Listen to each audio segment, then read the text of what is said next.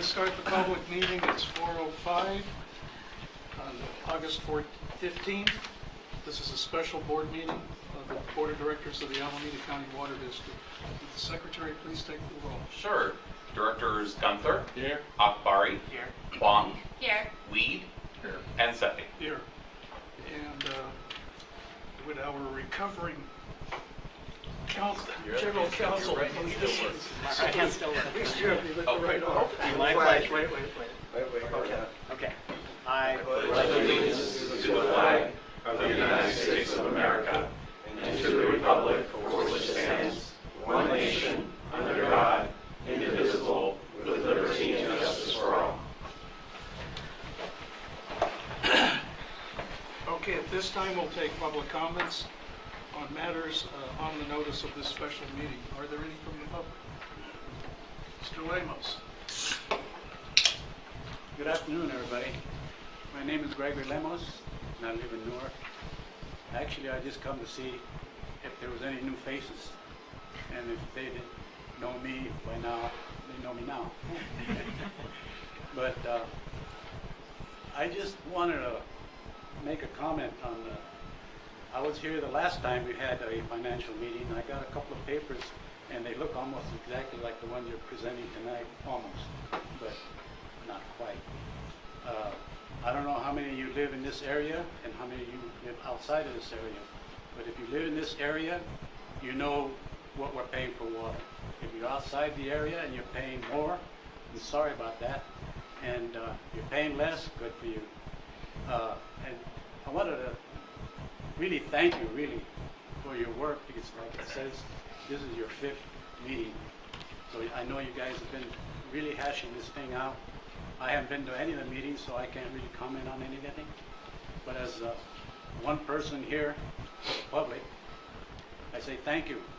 Thank you for your hard work. I had more things that I had in my mind, but they're really not that important right now. So thank you. Thank you, Mr. Lemos. Okay, we'll begin our financial workshop, and I'll turn it over to the General Manager to get us started. Sure. Thank you, President Sethy, and again, welcome, Mr. Lemos. This is the 5th financial workshop that the Board of Directors have convened in 2018, and we've covered a broad array of finance-related topics, including development charges, water rate structures, whether it's tiered or water budget-based rates or uniform rates, possible staged rates, addressing droughts, and also the district's budget. The goal of these workshops is for the board to discuss and evaluate how best to position the district as we move forward to be financially responsible, resilient, and sustainable in the changing water supply and economic environment that is not only impacting the Alameda County Water District, but all water agencies in the state. So the plan for this evening is essentially to provide a little bit of background material and to review various financial planning scenarios, and then to receive input and guidance from the board. And although workshops are less formal than our typical board meetings, there will be opportunities for the public to provide comments as we go through. But we do have a lot of ground to cover, and we'll be sure to pause from time to time to see if there are any comments from the public. So with that, I will turn it over to our Manager of Finance, Mr. Wunderlich, who will lead us through this journey this evening. All right. Thank you. Sure.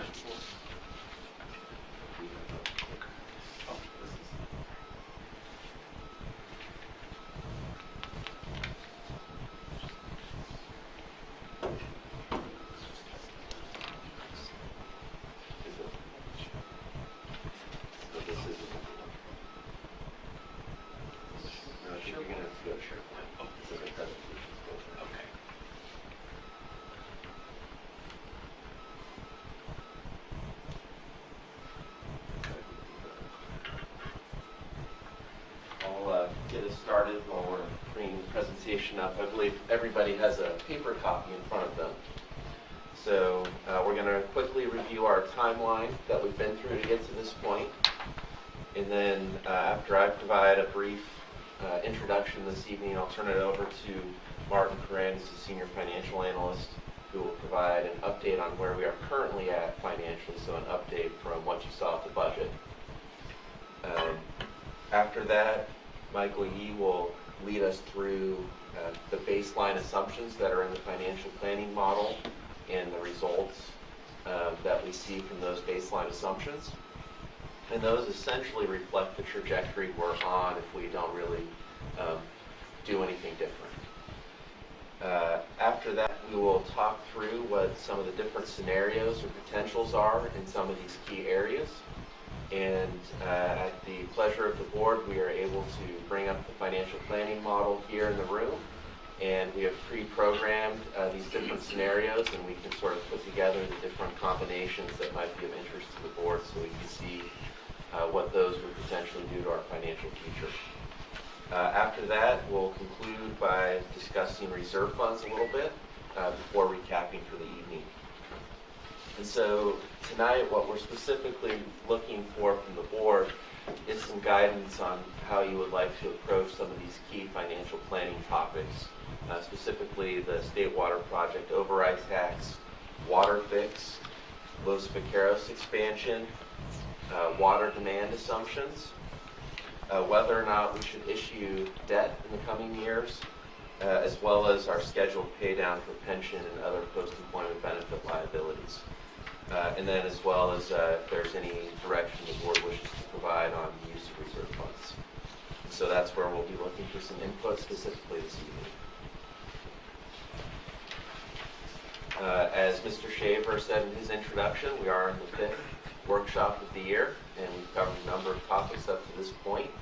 But this is really the first workshop where we're really discussing the broader financial planning decisions of the district. And these decisions really get to what you might think of as the overall revenue we need to collect from rates. So these are the decisions that will really influence the percent of rate increase that we need to go and ask the community to provide. We have a couple of more workshops planned for after this one. We are, based on some advice from our consultants, he suggested that our last two, where we present draft and final rates for consideration, be a little closer together. So we're suggesting that we revise the date to October 25th for the next workshop. So again, if there are any concerns or scheduling conflicts with those dates, if you could let us know at the appropriate time. And then December 6th is traditionally the meeting when the board would make a decision on what to notice the community in the Prop 218 notice. And then again, February 14th is the regular board meeting for February of next year, when we would typically act on any proposed rate and fee increases that would then be effective in the coming months after that. And just to add to that, it's conceivable that we would make a better progress than we expected in terms of dealing with some of these issues. But staff's assumption is that if any rate adjustments are done, that we would do it at the typical time. And if we have some additional time or time available before that, we would use that for enhanced outreach opportunity to, like, city councils to give an update on what's going on with the district's overall financial condition. I think we'll have good news to share. So that's what we're thinking in terms of how the sequence may go. So with that introduction, I will turn it over to Mr. Coran to walk us through our current financial status. President Sethy, members of the board. Before you is the preliminary budget status for fiscal 2017-18, which ended on June 30th, 2018. It compares general fund preliminary actuals versus the estimated actual presented to you at the May budget workshop. So if you were at the Finance Committee meeting yesterday, Director Sethy and Reed, we were comparing the actual versus budget. Tonight we're presenting actuals versus the estimate in May. So overall, the general fund ended fiscal 17-18 with $98.3 million, and that's $10 million more than estimated. The major drivers of this savings are basically $4 million in savings in O&M, which you can see up there on the screen, $3 million in savings in administrative and general expenses, and since admin expenses largely distributed throughout the organization-wide savings translate into admin savings. So in this case, the expenses allocated out more cost than originally estimated. So the real savings was in capital projects and throughout the rest of the organization. In addition, there were savings in capital projects due to project schedules, and there was also a $2 million reconciling timing difference. Now this is for checks that were cut in June that were cashed in July for payroll as well as an SFPC payment for water supply. You notice revenues were down slightly, but we will discuss revenues and O&M expenses in more detail in the following slides.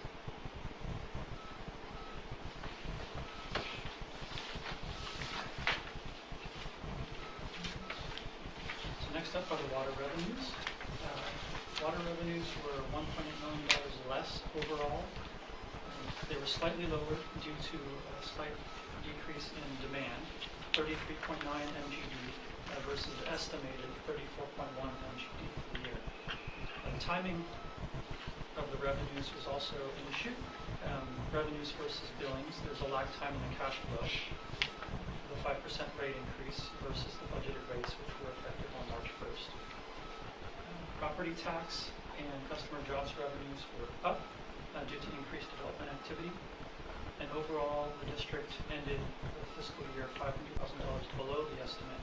But we're looking at the estimates again. So if we're talking about versus budget in terms of just water revenues exceeded budget by $3.3 million.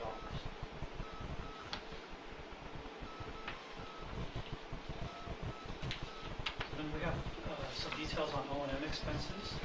And there was $4.1 million in savings in O&M. Of that, $1.8 million is due to lower state water project transportation costs. There's also about $300,000 worth of DWR refunds and $1.2 million in SFPC payments that were made in July for June. That was part of that reconciling timing difference. The remaining savings have to do with power and chemicals at CP2, Blender, and desal. There's impairment at desal during the spring and summer 2018. Pumping operations were revised to avoid peak energy use, and due to good source water quality, lower chemical doses were required to achieve quality goals. So overall, the general fund cash balance ended the year at $98.3 million. So this now sets the stage for Michael to work as modeling manager and present various options for the district moving forward. If I can just make a quick comment. Here you have, this is pages, the upper page and lower page, the revenues and the expenses. And I would note once again that the source of supply, or water supply, commodity cost, which will be transparent, is $32 million. We're charging $66 million. That's where the manager is correct that we lack transparency, and I would encourage us to look for getting some balance.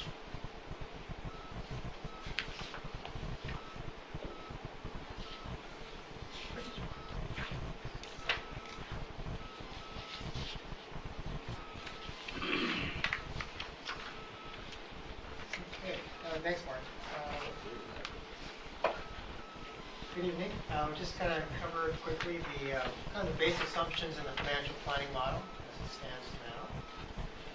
Using the build demand projection as it was discussed in May of this year with the board, and assuming an 8% non-revenue water cost. We're incorporating the latest CIP as adopted by the board in June, of course, as well as the latest amended budget.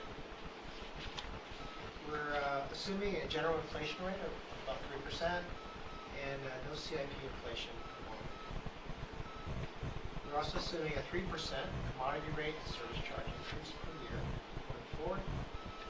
And as for AMI, we have included that in the CIP already at $25 million, and we are assuming a 50% debt-funded approach to that.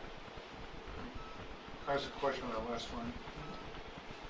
That's the first time I've seen presented to us a proposal for debt funding for AMI. It's been commented on, but this is the first documented effort we have on it.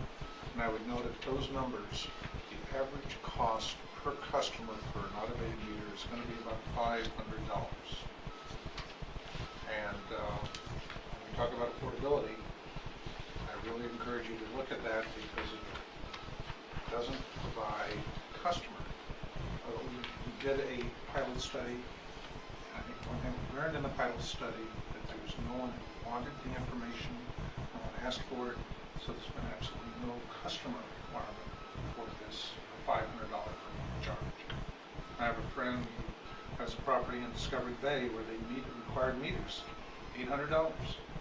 Why? It was the thing to do. I would encourage us that that same mindset is in place here. If I may, so I guess I would disagree with that. I actually have been in contact with my customers. I have personally talked to customers who ask me, why aren't we like PG&E with meters that they could actually have real-time information so they could have a better concept of the water use? Because right now they basically just say we conserve, but we actually don't have an idea of how much we are conserving and what target we are reaching. In terms of cost per meter, you also have to take into account that by implementing AMI, we can save on labor costs. We can save those same labor costs by modifying our meter reading schedules. Or with AMI, it is possible to even through attrition not to minimize the number of the meters we have, and that cost saving is significant. So I would say that we have this discussion before. Keep an open mind. The majority of the board has made the decision. We had this discussion before. It's a false cost savings because we can achieve it by other Well, that's one director's opinion. That is the truth. That's a fact. Why don't we let Michael Right. finish Okay, his go ahead. presentation? That would be the suggestion. Thank you. And for Los Viscoros, we are assuming now just a placeholder, if you will, of a ramp up from about $1 million in starting in fiscal year 1920 to about $4 million per year at fiscal year 25 onwards. A brief comment on that, if I might. I would ask that we look at having two numbers for Los Vaqueros. One will be the cost of the pipeline, and the second will be the cost of storage. As was indicated by Jerry Brown, that those can be separated out. We may want to fund both, but I think that the independent cost would be helpful. Talking about Jerry Brown, the general manager. Yes, the general manager of Yes. Los Vaqueros. Yes. He did the one who counts, He refers to himself, you Jerry Brown. not the link up.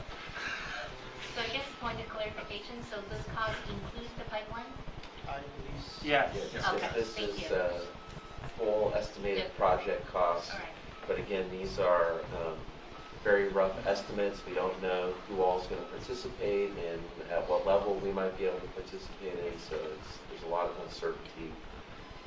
But you may recall our budget assumption was basically a lump sum placeholder in a future year, and we felt like we could look at the data we had most recently and provide a better rough estimate. And My this- point was the prioritization in my mind is the pipeline. Storage is nice, but pipeline's critical. And this assumption includes 10,000 acre-feet of storage in Okay. the expanded reservoir dedicated to ACWD, as well as the pipeline that would allow that storage to provide water down to the South Bay Island. And I would also argue that there's a modest change in the intake at Del Val, we'd also get 10,000 acre-feet of storage.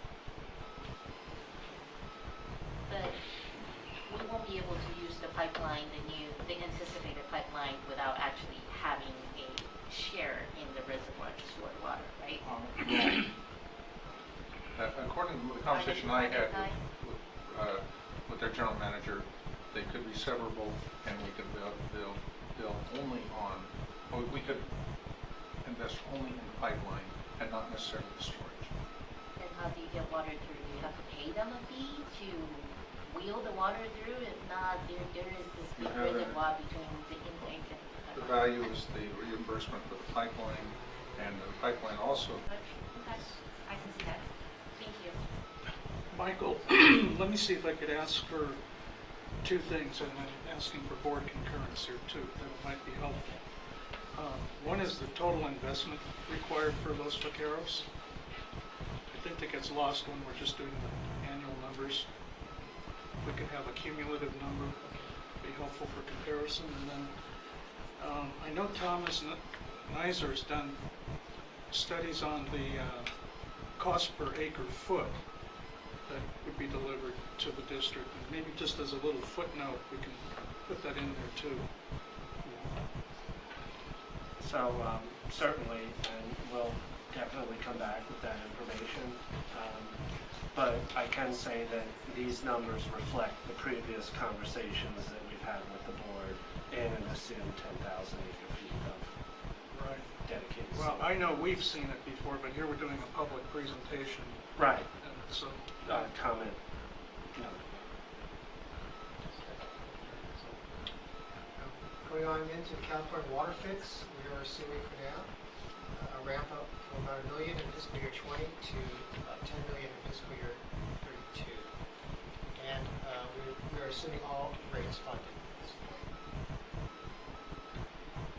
And then regarding the CalPERS pension and OPEB liabilities, we're using a 6.5% discount rate, 20 years term. We are 2 years into it already, so 18 years left, ending in fiscal year 37. We're also using current policy regarding the State Water Project override tax.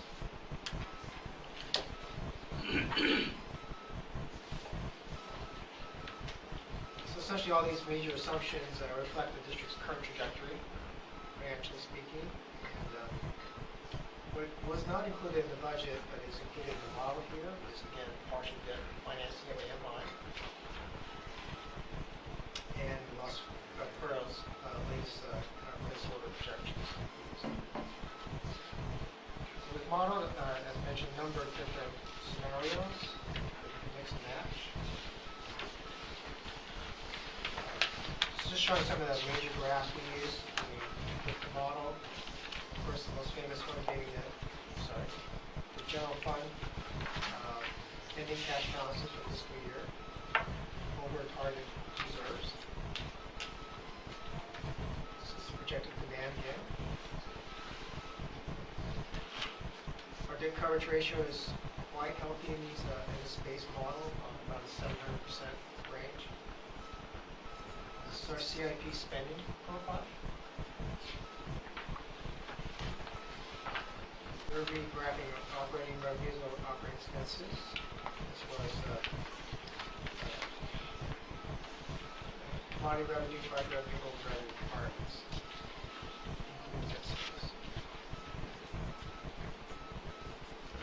So I'm going to hand it over to John.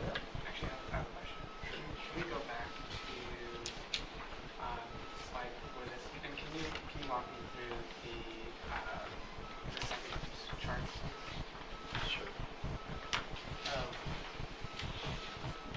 Second chart basically shows the CIP funding for general fund, which is the green portion here, as well as the FIF funding capital, which is the purple portion. The pink portion you see there in fiscal year 2020, it reflects the debt, but the portion of the capital shown there as debt funding, which is in our case AMI.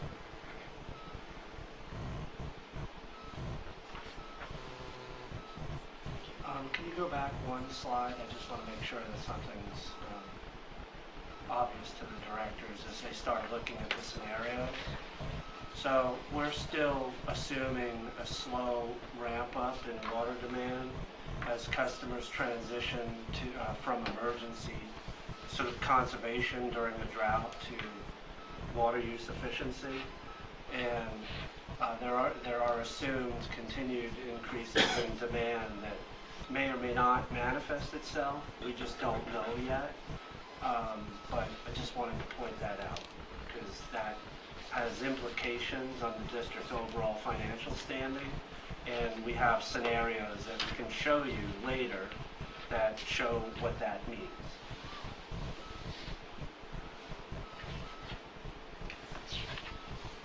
Okay, so the next couple of slides, we'll just walk through the different scenarios that we have prepared and are part of the combinations we can go ahead and put up in front of the group this evening. On the state water project override tax, we've got our groundwater portion only. Current policy is 68%. Not listed here, we do have the ability to show a version that's 100% funded on the override tax. And following the board discussion though back in April on this topic, we did engage with council some more on some considerations on this. And it's now the staff's feeling that we should sort of remain at the current policy. One of the points that sort of came out was whether or not we have the ability to collect the revenues through rates, and that's kind of considered the preferred approach, whereas the property tax is, I think, considered by some to be more of a fallback if you're unable to collect the money on rates. And so that's why you see we do have the ability, if the board would like to see it, to show the 100% this evening, but that's why you see that we've maintained that default and present that as the primary option. I think 100% is something I would like to see. When you say it's a legal liability issue, but from the district's standpoint, it strikes me to be far preferable to follow the Santa Clara Water District model of 100% collection on the property tax bill. That would be assured revenues, it would help the cash flow, and remove some of the wild fluctuations we have in our revenues that we experience in our ability to budget. We saw fluctuations this time. We had our revenues, our rate structure properly balanced between service and commodity charge. We wouldn't have to worry about the fluctuations. It would be truly predictable. We wouldn't have drought surcharges. We wouldn't have stage rates. It would handle itself, which is the proper way to run business. I second Director Weeks' comments there. So we are able to present that this evening. California Water Fix, the base scenario, all rates funded. We do have prepared to select the option that we apply the current policy to Water Fix as well as doing 100% through the override tax. There are ongoing legal challenges to DWR's ability to issue bonds, and that has raised concerns for a number of agencies that are relying on property tax and their participation in the project. At this point, our staff recommendation would be to wait and see what happens with the legal process with DWR before we consider using the property tax to collect water fix funds. We do expect that process to take about 4 years. Those are the latest estimates we've received. But please keep in mind that water fix costs ramp up slowly. So 4 years from now, it's not like we'll be spending $10 million a year on water fix. It will still be a relatively small amount. And then we could, depending on what happens through the legal process, begin collecting more funds through the override tax for water fix. Can I make a quick addition on this? That the issue for this California Water Fix was the argument that it was not part of the state water plan when it was prior to Prop 1978 and Prop 13. However, under the other portion of the state water plan, and the cost for operating this out the aqueduct existing system has not been challenged lately. So that legal threat only applies currently. It's a different legal issue for the California Water Fix and the tunnels portion, as opposed to issues related to the state water charge for the existing facilities that were part of the state water plan as built prior to 1978. Yes. But we do have these 3 different scenarios we can present this evening on water fix funding. Actually, I would like council's recommendation in terms of the risk to the district generally. If we decide, or if we seriously evaluate the 100%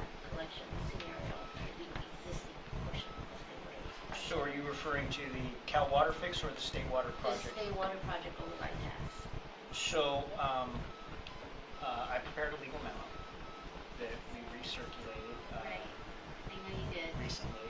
And can you just remind the board in general the conclusion?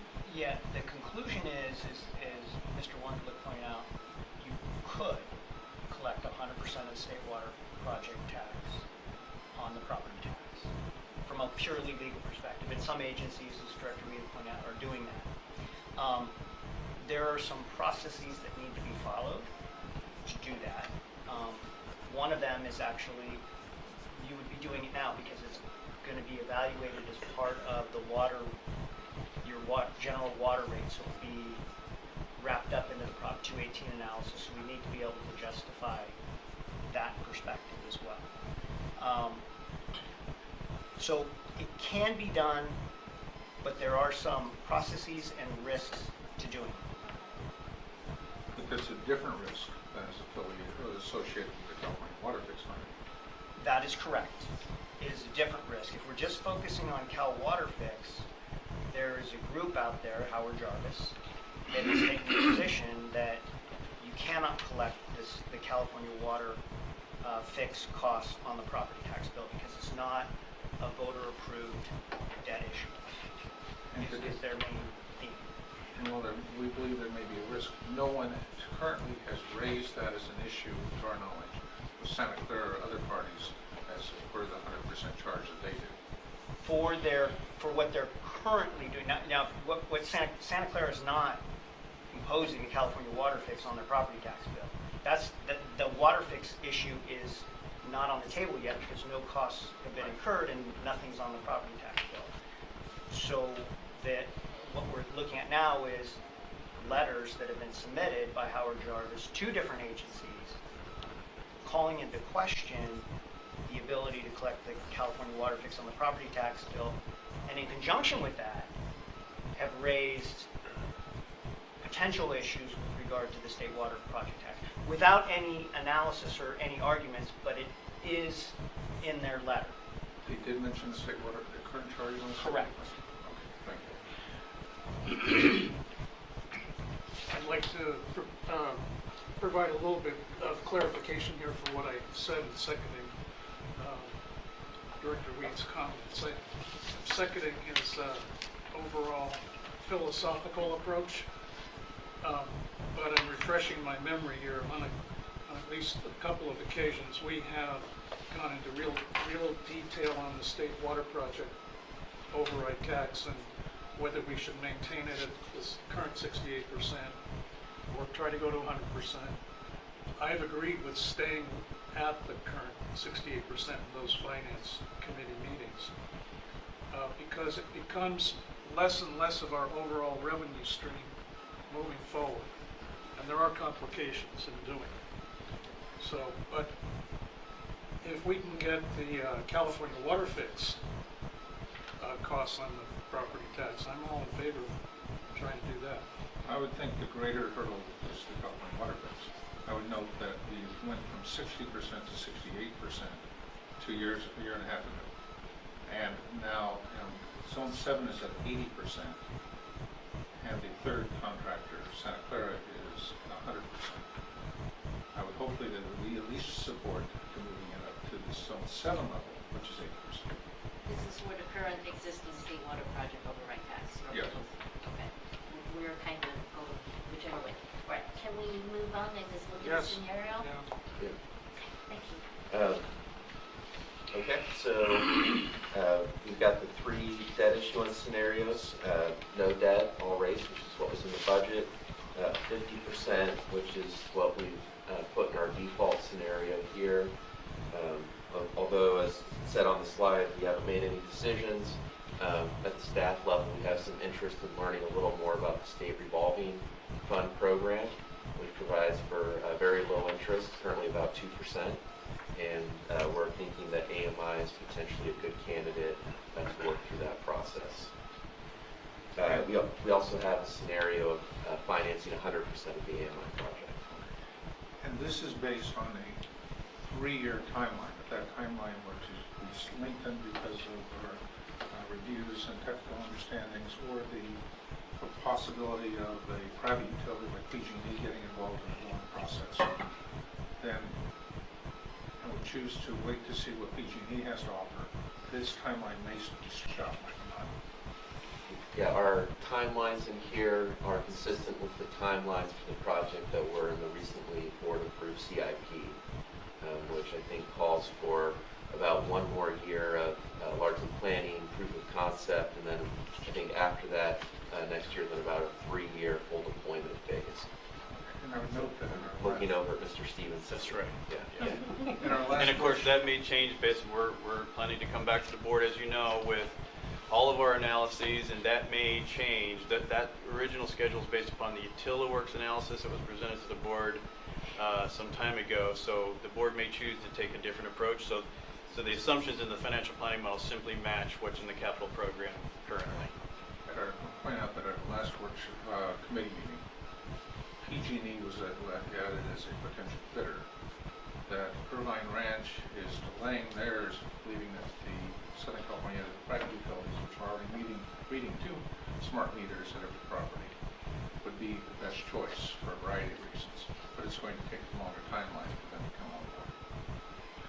So John, just before I forget, when you're evaluating the state revolving loan fund, I have in my past job worked with municipalities that fully acknowledge that the interest rate is really low and very favorable, but is the amount of paperwork Yes. and hoops you have to jump through. So in your evaluation, look at staff effort Yes. also, because at some point it does not pencil out. Yeah, so that's actually one of the reasons why AMI is a project we're considering for this, because it's a large enough dollar project that the low interest rate saves you enough money to be worth the effort. Okay, Right. thank you.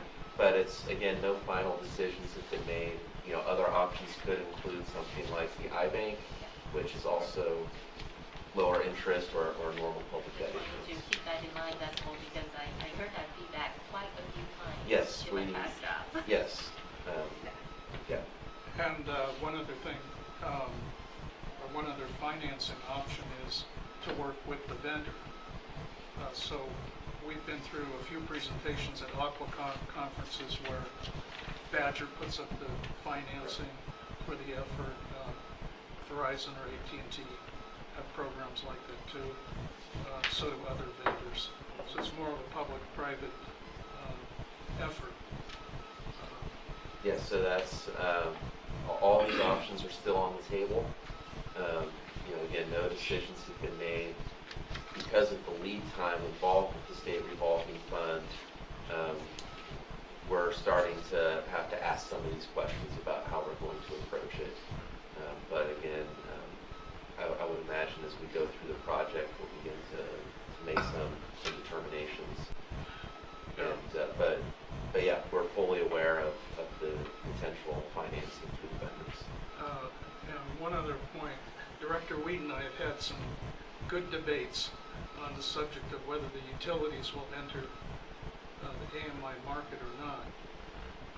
And as we can see from the market research that was done by Ben Egger, which was really thorough, I didn't note one utility that was the backbone of any of those projects that were researched.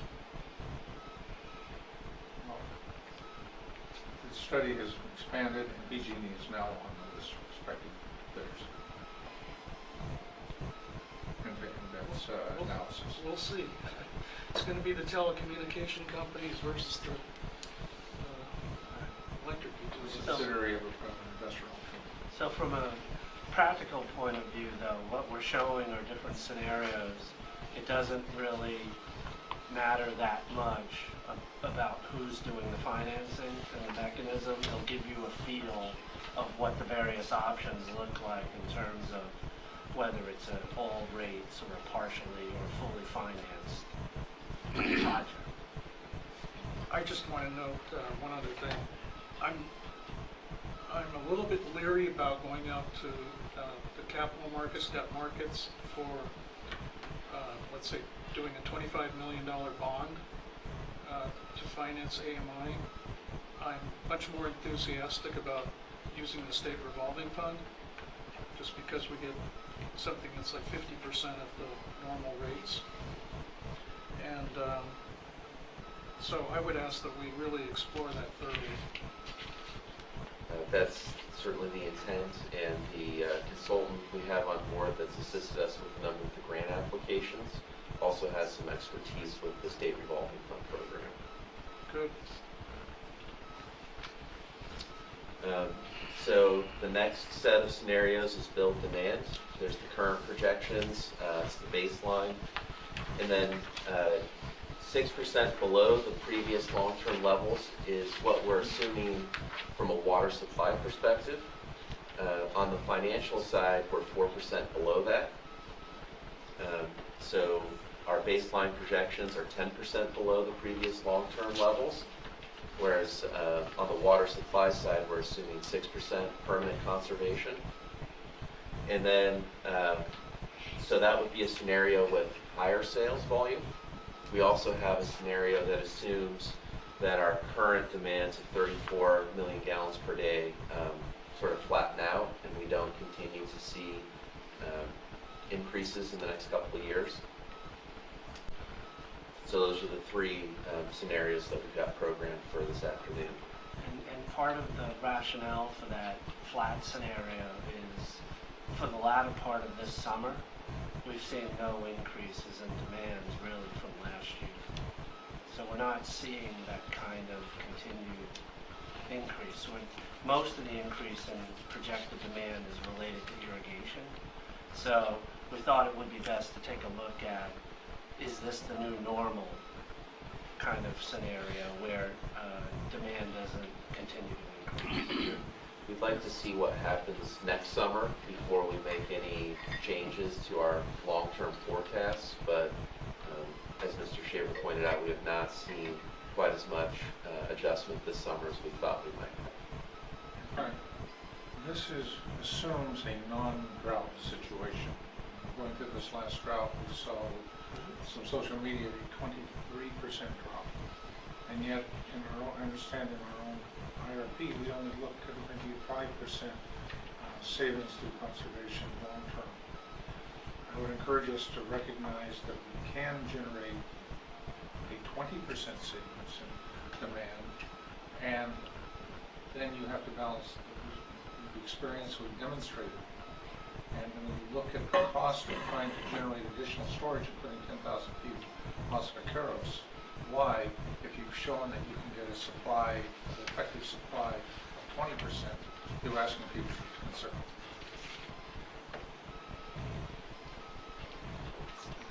So, Jonathan, can you help me out here? So you're using percentage and then MGB in build demand. Can you like translate them all to the same unit? So what does 10% the current projection? Sure. So the current projections, let me come back to here. Under the current projections, we're going to get up to 37.5 million MGD long term. It's still going to take a few years to get there. If we, the sort of more, the version that assumes we've sort of already hit what we're going to get back to, would keep us at 34.1 MGD. So that's about a 3.5 million MGD less per year. And then if we were at the other sort of the higher demand version, that would be a 4%, essentially a 4% increase on the 37.5. So that would bring us to about 39. Okay, thank you. Sorry, easier for me. No, that's. Okay. Our capacity remains about 80 plus. That chart that you have there is a demonstration of why I, from one more angle, am not in favor of tiered rates. Because we saw when we went to the drought tiered rates that we had, what the effect was on demand. And so what do we do with the lost revenue? How do we make that up? it's the question I've always had in my mind. And if, let's say we had a scenario where we were going to be flat at 34 MGD from where we are right now, and we impose tiered rates, we could see ourselves back below 30 MGD pretty soon. And then we have a whole different financial forecast. So we're in the business of selling water. We have bills to pay. Yeah, I think typically, having worked with Raftalis at a prior agency implementing tiered rates, you typically do estimate some level of conservation to come out of that top tier because of the price increase. It's usually not significant, and if it's not coupled with a like a serious drought where you're asking for major conservation, I think you would probably be looking at maybe a few percentage points of conservation within that upper tier. Yeah, and look at this too. I realize the community that you were in, there's a little bit different environment around the university there. But remember that it's the wealthiest income bracket in our Tri-City community that's using the most water. And they have the most ability to pay for it. Right, which is why you wouldn't necessarily, a part of the reason why you wouldn't necessarily expect tiered rates to have a drastic impact on your demand. Well, they were the customers who were most upset when we imposed the tiered drought surcharges. Because they're actually going to pay it.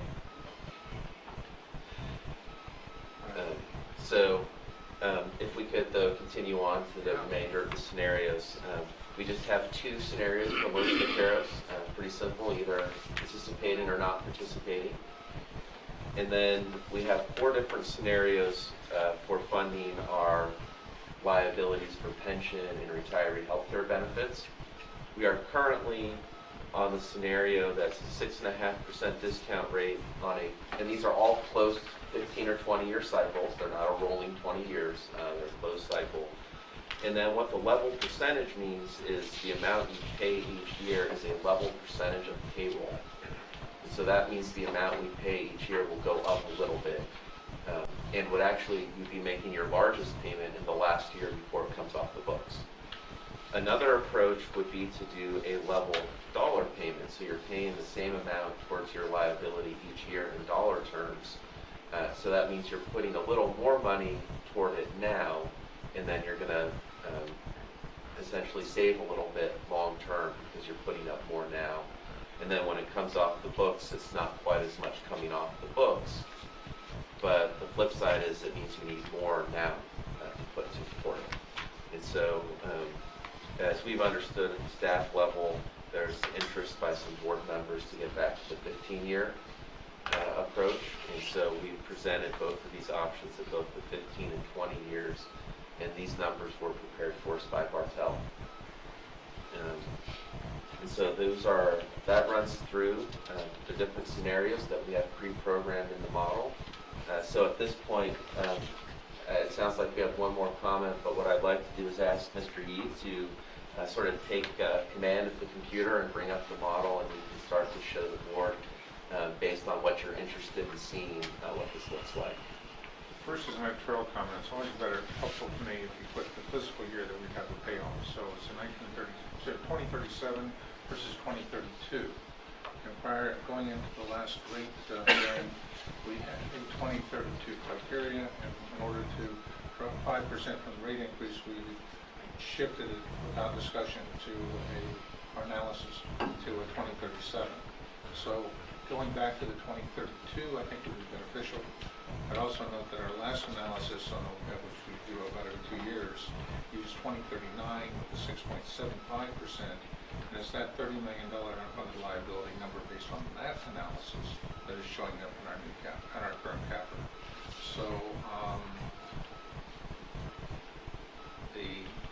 we've had this challenge in the past of rolling numbers and trying to figure out what actual dates we were looking at. 2022 would be wonderful.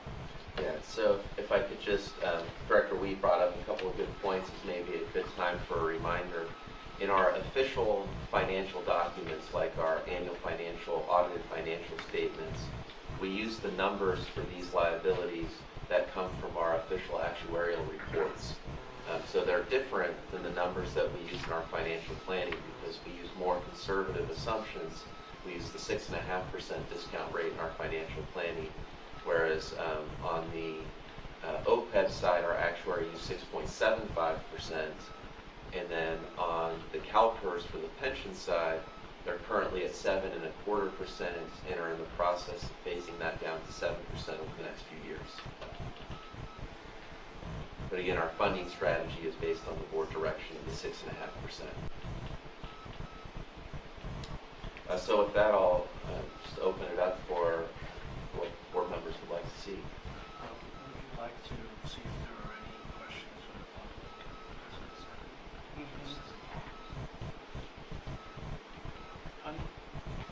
No, you're okay? Okay. So, There's one additional point here, John, which is that by using the 6.5% discount rate, we are inflating our liability exposure. Correct. So we're showing in our financial model the maximum or a greater liability than we might otherwise. Correct. Might I give a different description of this? We have, under CalPERS, it's controlled by the state. Under OPEB, we have complete control. And we can establish whatever we wish as a payoff time. We have to demonstrate what it is. We're now showing now we're being required to report it in our financial reports. And we're showing what I think is an understated $30 million unfunded liability based on our own policy. That's net present value. And it's subject to market conditions, etc. And it's only a 5-year period that we do the analysis. This current year, for example, we're going to be dropping off an 18% return year. We had a 13%, 18% year drop off the table. And we're looking at much more dire or poor market conditions, and we're subject to the market.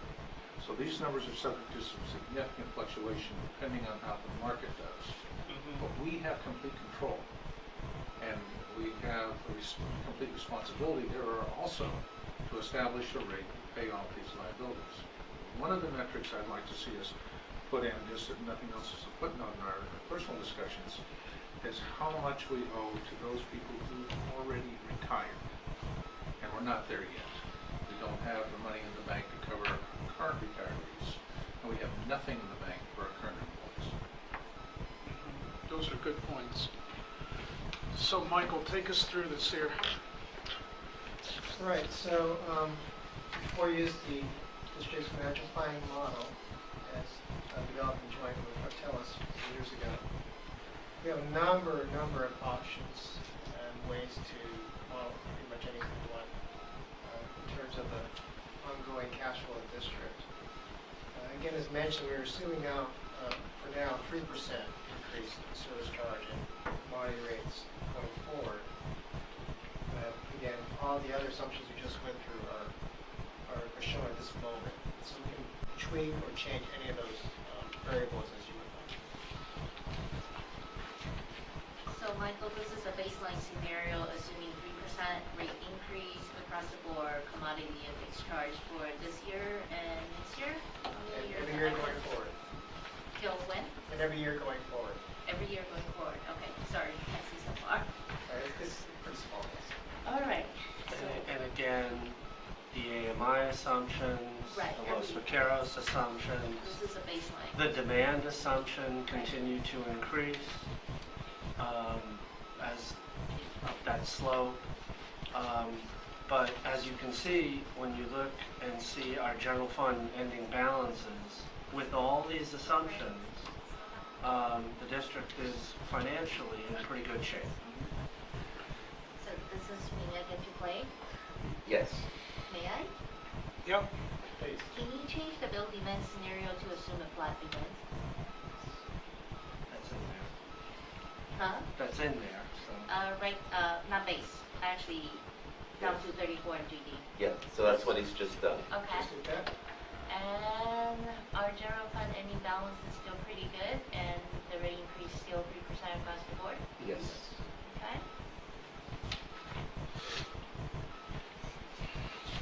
What else would you like to do in legislation? So maybe you'd like to see a relatively more aggressive liability pay down rate. That's exactly what I would like to do. Keep it flat, but assume a 15-year payoff. That would actually be my next scenario that I want to look at. 15-year level dollar. Level dollar or level percentage? Level percentage, that's the one. Level percentage is a little less aggressive. Right, apples to apples, that's what we have. Okay, that doesn't look so good. Anyone to buy into the reserves there? Now, if you go out 20, 30 years, then you catch back up because those payments come off sooner. Yeah, But that's probably not the world you want to live in. no, not like that. And That's the pretty one, much red. the one caution, we definitely save money in total payments by paying off these liabilities faster. But when you start to look at the red, the thing to keep in mind is, I guess one, what level of rate increase are you comfortable doing to do it faster? But also two, once we put the money in the trust fund, we can't take it back. So here's a follow-up question. Could we try to estimate what rate increases would be necessary just to get us above bar? Yes. Like if we did a 5%, 4% for the next 2 years.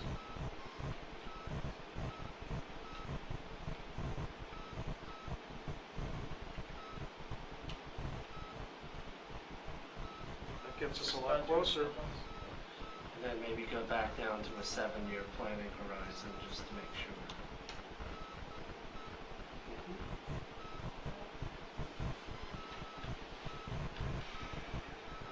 Yeah, I mean, with these additional payments, really what it requires is a one-time rate increase, because then you've sort of given yourself permanently slightly higher revenues to address those additional payments. So can General Manager remind me what did our 2-year Prop 218 say for year 2? Oh, the previous Prop 218? Yeah. That was 20% year 1, 5% year 2. And you can see On both commodity and service charge. Maybe you can't see it. I know Michael tried to make the font a little bigger, but you can see in 18 it shows the 5%. Okay. And that's an increase that did occur effective March 1st of this year. All right.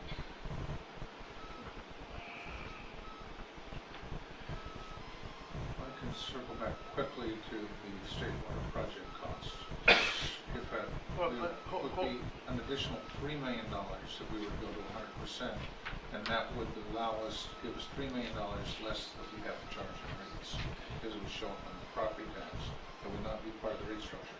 If we went to 80%, we'd probably get $1 million a year that we would be able to help this chart. Arguably, though, you would offset that increased property tax revenue with reduced commodity and service charge revenues, because remember, overall costs have to equal revenue. Well, in the sense that we look at what the rates we were charging would be an adjustment on rates. So in that case, it balances out on this chart. But the dollar amount on if it were to be taken out, but if we told for this as well as our legacy costs, totally off the service charge and not the commodity side, because as with legacy costs, it doesn't provide say water project cost provides us a water support. The legacy costs do not provide a drop of water or an hour of labor. I thought before we had a discussion about the percentage to recover property tax, and I thought our previous agreement is that 68% was what the board as a whole decided. So I think at this point we should use that number and not change it, because it would be the same discussion and most likely have the same results, or difference in opinion? My point is not that this chart is going to point out that if we wanted to modify the number, we're merely making a simple modification to the state water project cost, which is legal, would help us in having to reduce the amount of Point rate taken, increase. but I believe the board as a whole has decided that we're not going to do that after weighing pros and cons. We have chose to stay with 68%. So for purpose of today's discussion, I'll suggest we use that. As a whole, I will it's agree not an accurate statement. The majority of the board to date has voted to support that. I use the word board with a capital B. And I will put on my little quotation mark. Director Weed, you're rehashing something that we've already been through. And we'll hopefully revisit time and And time we're again gonna until we revisit get it it time right. and time again because you keep bringing it up. The thing is, the ratepayer and the taxpayer in general in this district are the same people. So I either pay for this on my tax bill or I pay for it on my water bill. So it doesn't make a difference. We're in total agreement The on dollars are the dollars. The difference is it's hidden on the tax bill. that. No. That's where I got a problem. It's hidden when you put it in the commodity charge.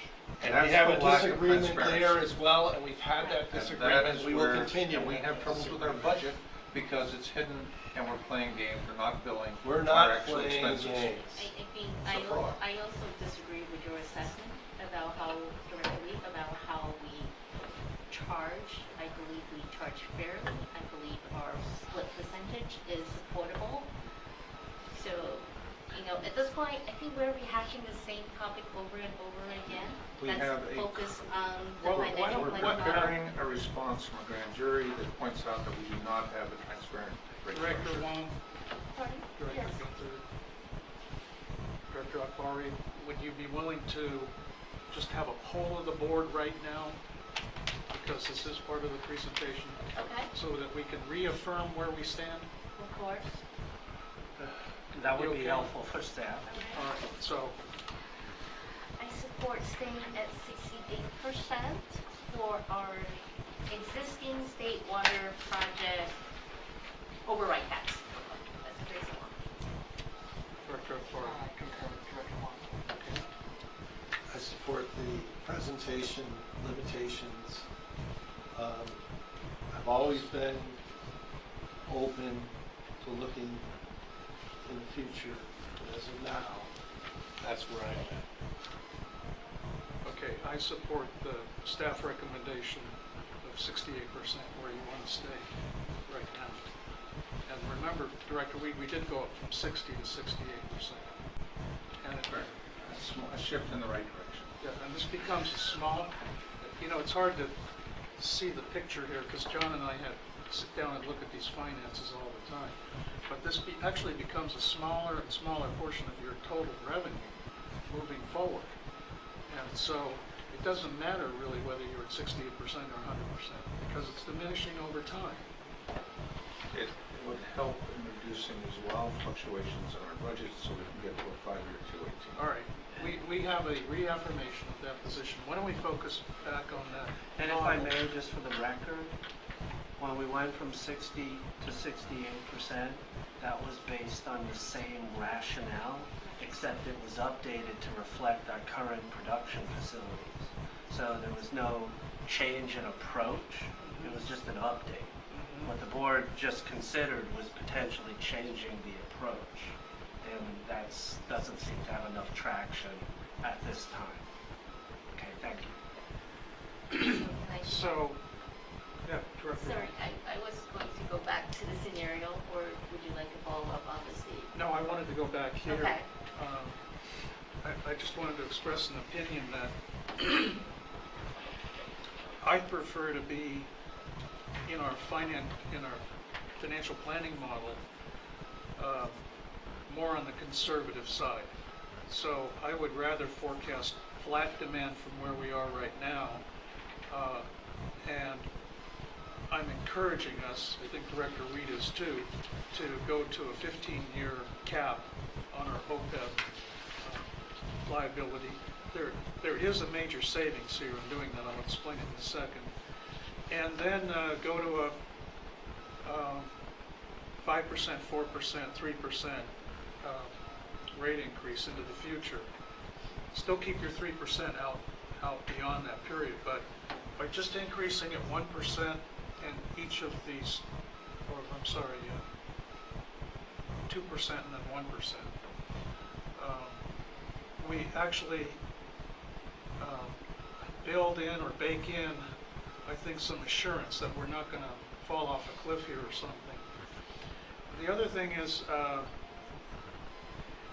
when we have looked at our OPEB liabilities, and most people are on a 30-year rolling model, like the city of Fremont, we brought it down to 20. I thought that was a really big achievement by our board. But the delta of savings between 15 and 20 years is actually quite significant. The savings that we would have. It's like sitting down and doing a 30-year mortgage calculation versus 20 years versus 15. And just that 5 extra years saves us a ton of money, millions of dollars. Quick point of clarification, we're actually talking about 13 years and 18 years, because 2 years, we're 2 years into the process. So the 5-year difference is, So 32 and 37. is dramatic. 2037 and 20. Savings is dramatic. 32, yes. Can you, or in theory, I understand the saving is dramatic. Can you quantify? Are we talking, how much money are we talking about? Ballpark. I believe on the CalPERS, I'm not sure on the OPEB side. In the latest numbers we get from CalPERS, their reports actually do show a 30-year amortization versus 20 years versus 15. Okay. So on the pension side, it's about $12 million, I believe. Director Akbari, I think, has it open right there. Thank you. $12.5 million. Between 15 and 20 years, it's the pension liability is about nearly 3 times the OPEB liability. So I would assume that it would be approximately, so you're probably looking at in the 15 to 20 $million range in total payments by dropping from a 20-year schedule to a 15-year schedule. There's one other measure that you look at, and that's the percent funding. And they have a corridor of 80% to 120% that you could fluctuate over and above. We're well below the 80%, and that could impact our bond rating, particularly with Moody's, not with Venture S&P, because they look at legacy costs. Yeah, let's have one discussion here, please. Sorry, can you And just show we me have the numbers? I was shown that in the study, Director Sethy presented to us a chart, that over the last 5 or 6 years, in spite of trying to make advance payments, we're not gaining on that percent funded of our liability. We're still running in the mid-60s, well below the corridor which the rating companies and even CalPERS has established. Right, and the secondary reason I passed out that chart was to show all of us how much risk we have if the markets go down. And we're at the tail end of a long economic cycle. And if the stock market were to go down, we could find ourselves right back at 30 to 40%. In 2003, when we went to 2.5% at 55, we were told it wouldn't cost us anything because we were so overfunded on our retirement. Then we had the market crash, and we dropped down below 50%. We're crawling back up now to the mid-60s. We are way down. We've got a huge liability, and the shorter the term, the more predictable and less costly it becomes. I'd like to see even less than 13 years. Yeah, I probably won't go there. Can I play some more? Sure. Change the increase from 4% to 4.5 and level the second year out back to 3. So this would be 5, 4.5, and then down to 3. No, is... You want 4.5? Oh, 5 is already in. Yeah, You the already- first right, column is So the set. first column we already did. Right, so keep that. Yeah. Because in the future, what we can change. So that we still have the 5% in for 19. Do you want us to change that 5%? No. because that would be proposed for next March. Right, that'll be for next Right. March, and that's what we have already have a part two, I think? or No, no. No, we haven't. That's what's going to come out of this process. Okay. So, I think I speak bored sometimes. I think I know what you're going for. Can you try doing 4.5, 4.5? Both years, instead of 5, 4.5? Okay, how about going 4, 4, just for Did grades? that change? Yeah, it did move. It did. What's the, The orange bar's got a little Okay, lower. so I think that's what you're shooting for. And go out 10 years? Yeah. Okay, see, that's where the issue That's where starts. it's going to start. Okay. And go back to, just for grins, just base demand, not flat demand. Just for grins to see how much of a difference that makes. See, that's how significant demand is. It's huge. Director Weed will gloat now, but it does have a significant impact to our overall financial situation. Only because of our dysfunctional rate structure. So I'd go back to the base again. The flat demand. Yes, please. I definitely personally prefer to be conservative and work on the flat demand. And so that's kind of, it does, with these assumptions and out years, it does create a little period where we're a little below our target reserves, but there is a lot of upside potential. And that's with, this is not the most aggressive pre-funding schedule. No, This that is would be the dollars. percent, not the dollars, right? So let's show what the most aggressive looks like. So that's a big difference because it's more front-end loaded. Can you show that with 5%, 4% in the 2-year period? There. may I ask a question regarding it?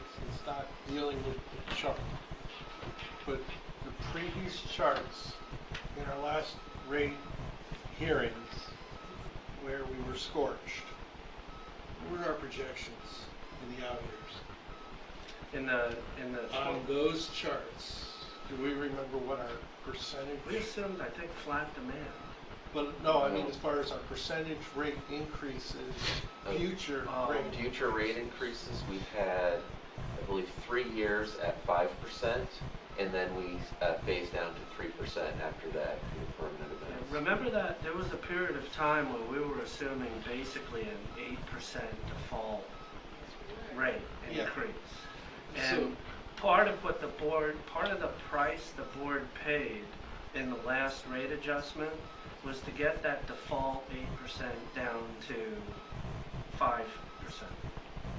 So our last battle, last thing, other than Mr. Lehman, the public saw was 5%, not 3%. Right. That's where I was trying to get at, because I want to make sure we imply the promise to our customers.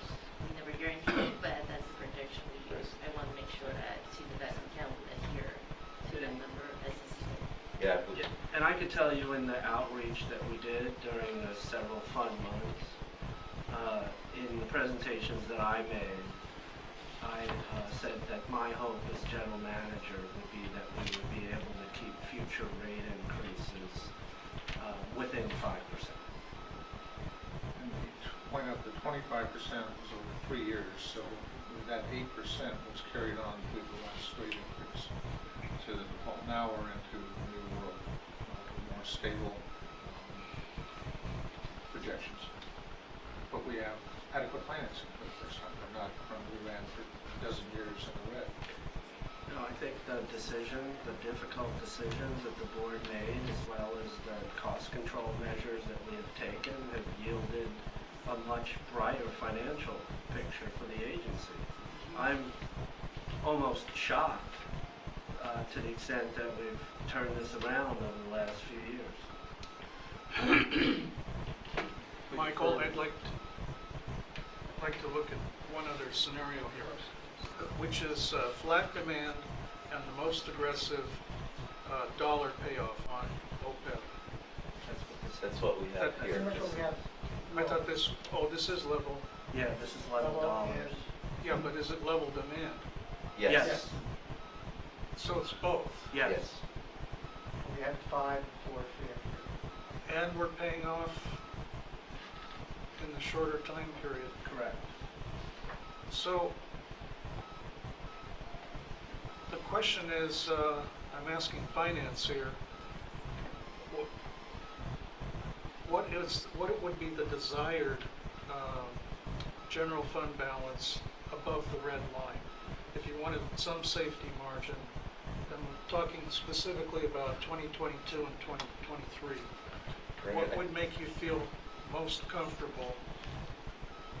So we generally view it, and the language we used with the reserve fund update was to establish it as minimum targets, but really we're not angling to have a certain amount above that. We just want to make sure we're meeting it. And even though we call it minimum targets, if there were one-time things that we understood and could explain that brought us below the level, as long as our future projections show us getting back there reasonably quickly, I think we could live with that as well. So really, we're not trying to have an amount well above that red line. So let me try just a little experiment here. So we could try to build in just like maybe up to a 10% buffer. So what if we tried 5.25% on the first year? No change on the second year.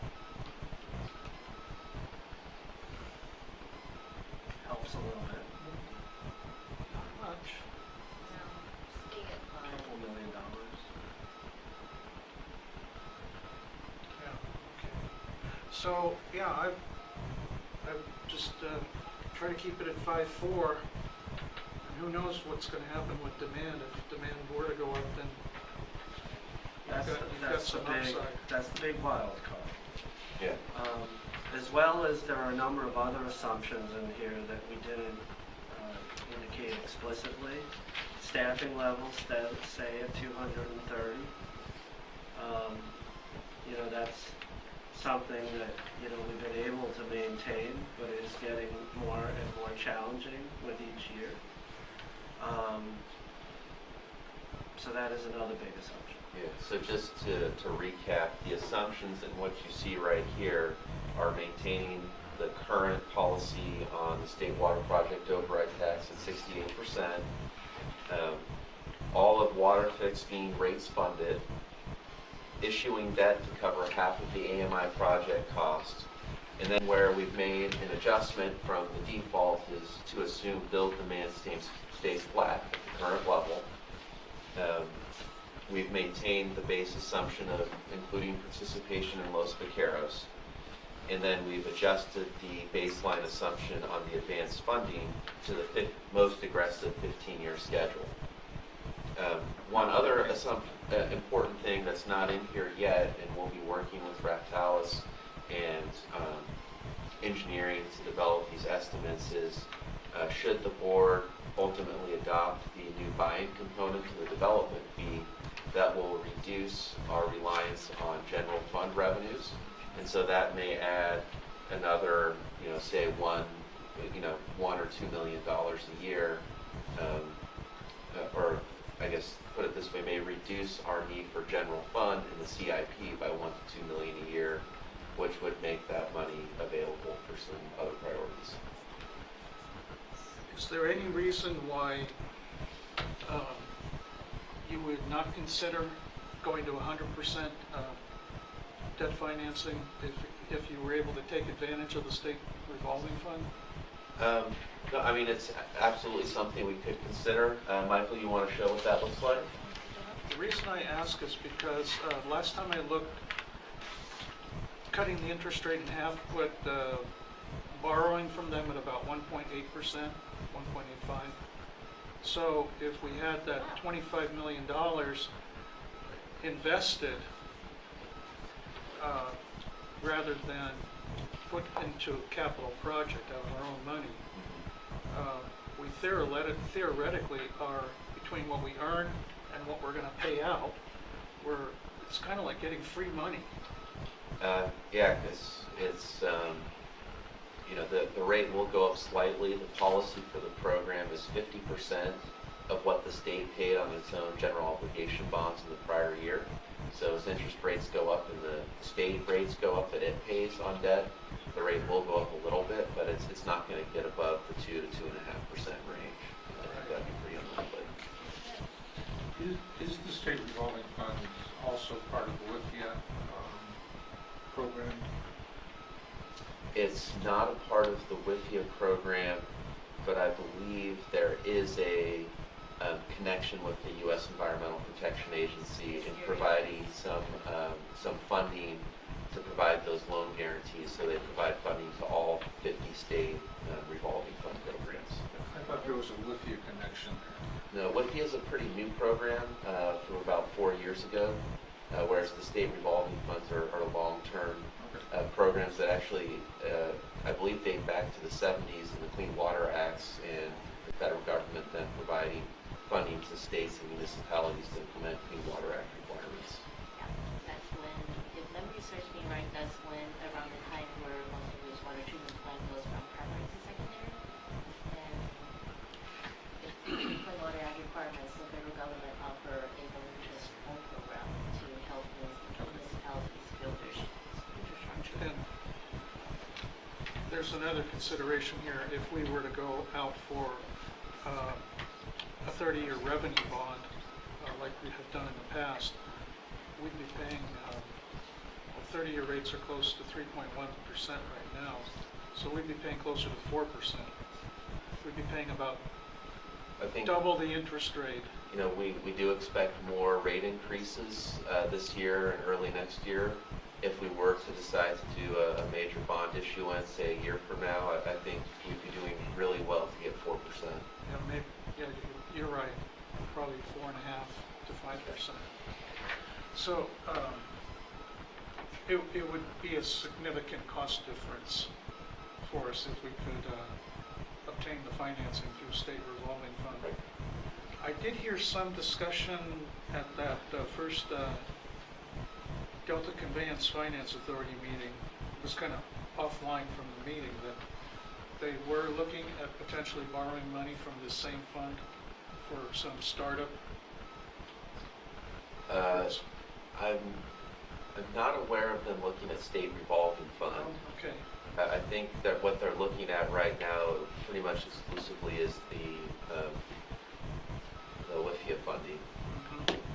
As well as member agencies Yeah. chipping in for Right. the startup funding. Right. So, can you reiterate here, Michael, what we're looking at on this? Before you do scenario? that, Michael, can you put it back to 5 and 4? Oh, sure. Can I ask for one change? Sure. And I'm going to go back to my previous train of thought, which was we were projecting 5 out, correct? It was for 3 more years we were doing 3 more 5%, years we were projecting and 5. then phasing down to 3%. So what would happen if we went 5, 4, 4, 3? Your reserves would be pretty healthy. I don't think we need it. Well, We borrow 100%. And this is with 100%, Yeah, $25 million just dropped- of funding on the AMI program? yes. Yeah, he just dropped it to 50%. But before was the 100%. You want to put it back to the 100%? And our reserve balances go up when we're borrowing more money because what reasons? We have the debt service. Yeah, because we take 30 years to pay off the debt service. So, long-term, if you were to look 30 years from now, there wouldn't necessarily be a difference, but until you get to the point that you've paid it all off, and you do have positive cash flow from the borrowing. I like this, My what we're seeing here. philosophy here is, the sell factor is, we've already told the public 5, 5, 5, 3. We're in a 2-year Prop 218, and we're telling them, one, we're going to increase, we're trying to go back to where we were on our 15, and we're going 5-4, which is a drop. Now, there's going to be a group that's not going to like that. They want 0. You can't get 0 if we want to do a 15-year payoff. If we want to deal with, we can't get 0 if we want to deal with our unfunded liabilities. It's not going to happen. And then the second Prop 218 notice that becomes a 4-3. Because we'd be going into that Prop 218 notice already at 4. Now this provides us an opportunity if let's say the water doesn't stay flat, it goes up, but gives us a little bit of room. And if some things don't go well, it gives us some room. Outline. And it's right where we've been saying we're going. 5, 5, 5, 3. In this case, we're going 5, 4, 4, 3. You're making a good case for going for a 4-year 218 notice. I don't want to go through the 4-year 218 notice. But effectively, it's almost what we're telling anybody who's watching. That's what we're telling them. May I provide a devil's advocate perspective? Could I just Okay. stop for a second? I know everybody's Okay. feeling great here, Yeah, so but I need to throw a little rain on this parade. I just want to do a quick process time check here as chair, because Director Gunther needs to leave at 6 o'clock. And so let's try to take that into consideration. Okay, thank you. It's yours. So, if you're looking at a 5-4 2-year Prop 218 notice, that's going to be, by your critics, that's going to be called a 9% rate increase. Okay? And if part of the rationale for that 9% rate increase is that you want to address the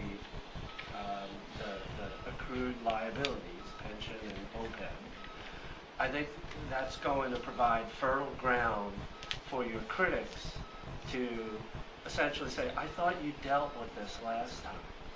And now what's up, and there may be a trust issue that comes out of this because it's complicated.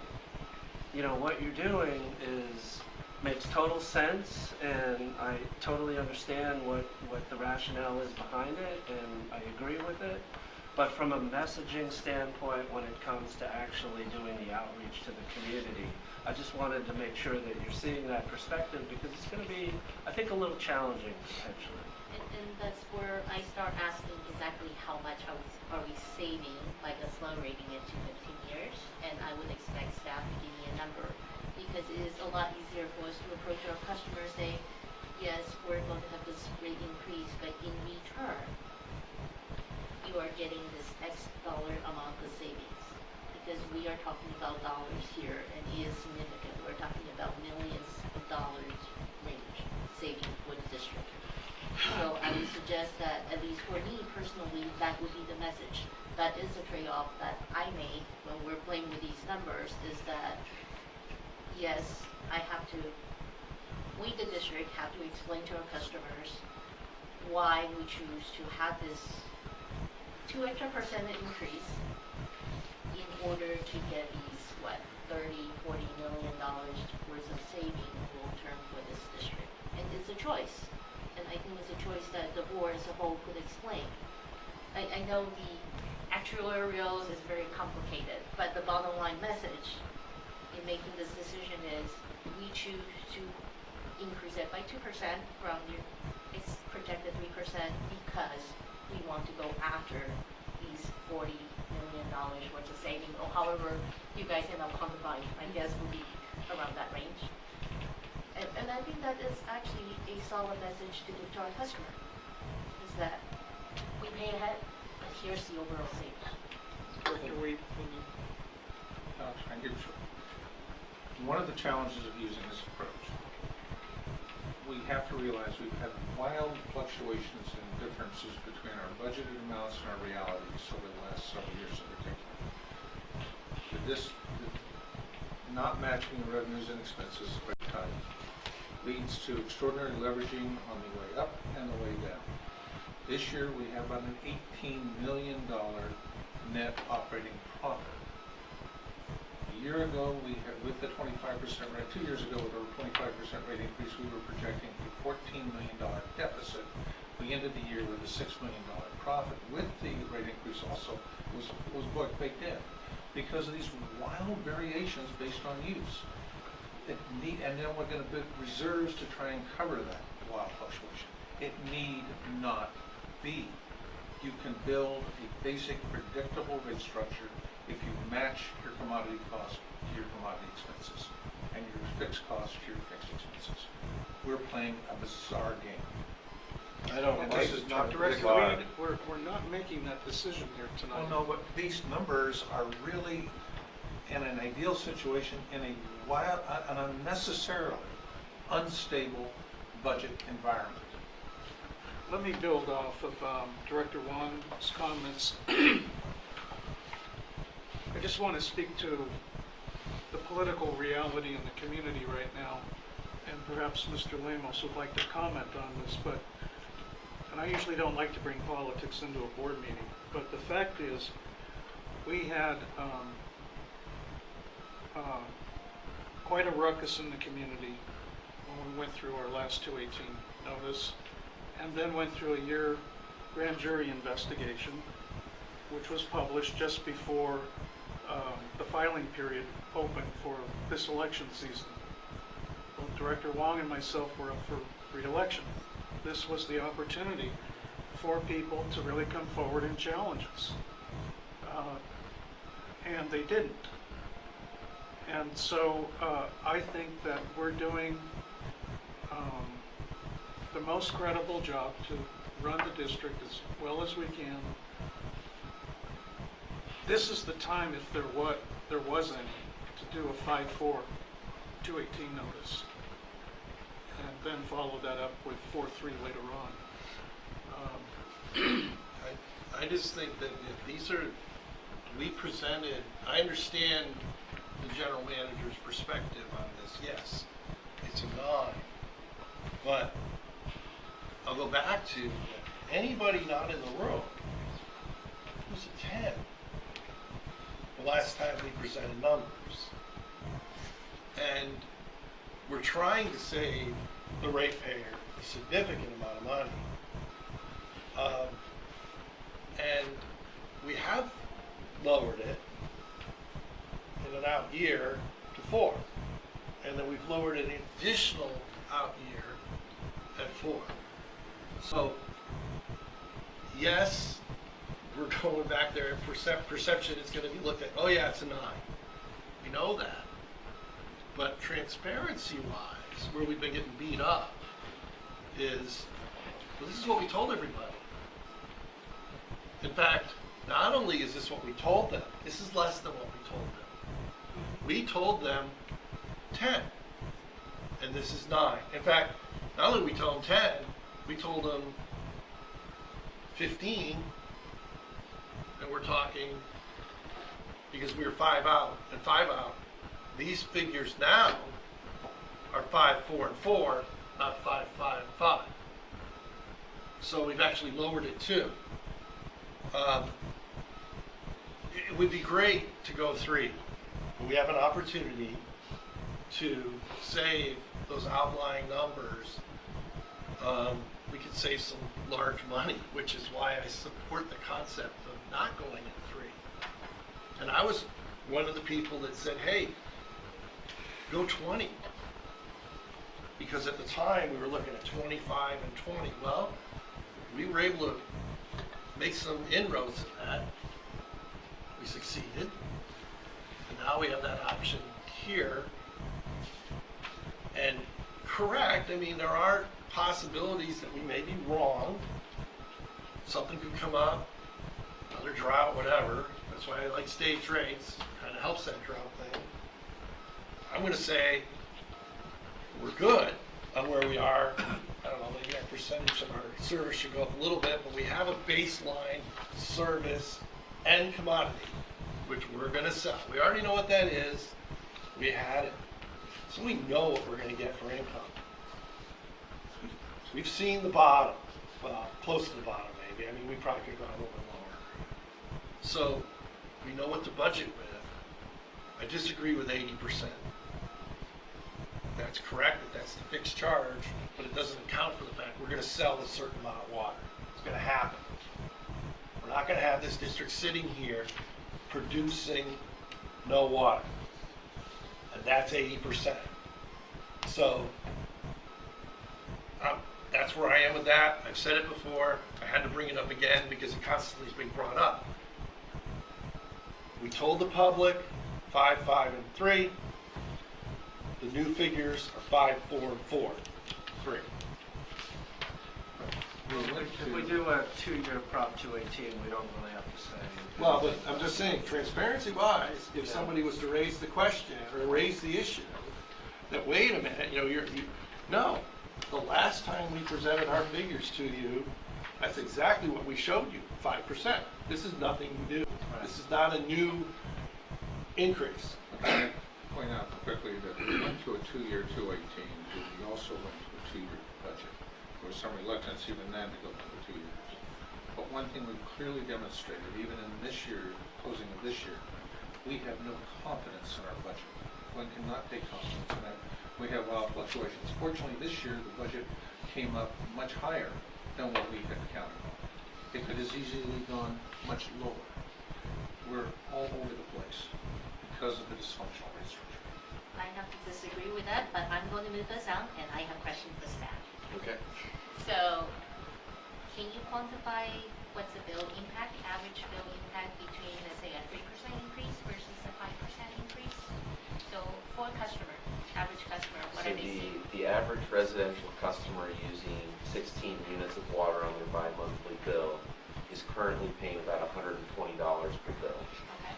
And so if you look at a 2% differential on that $120 base, you're looking at about $2.40 per bill.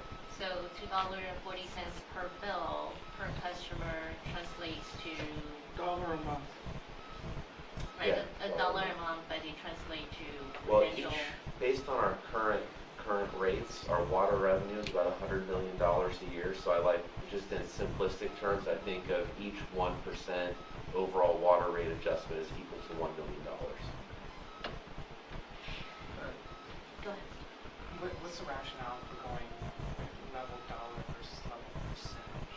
The sooner we put money into the funds, the sooner they can earn investment earnings.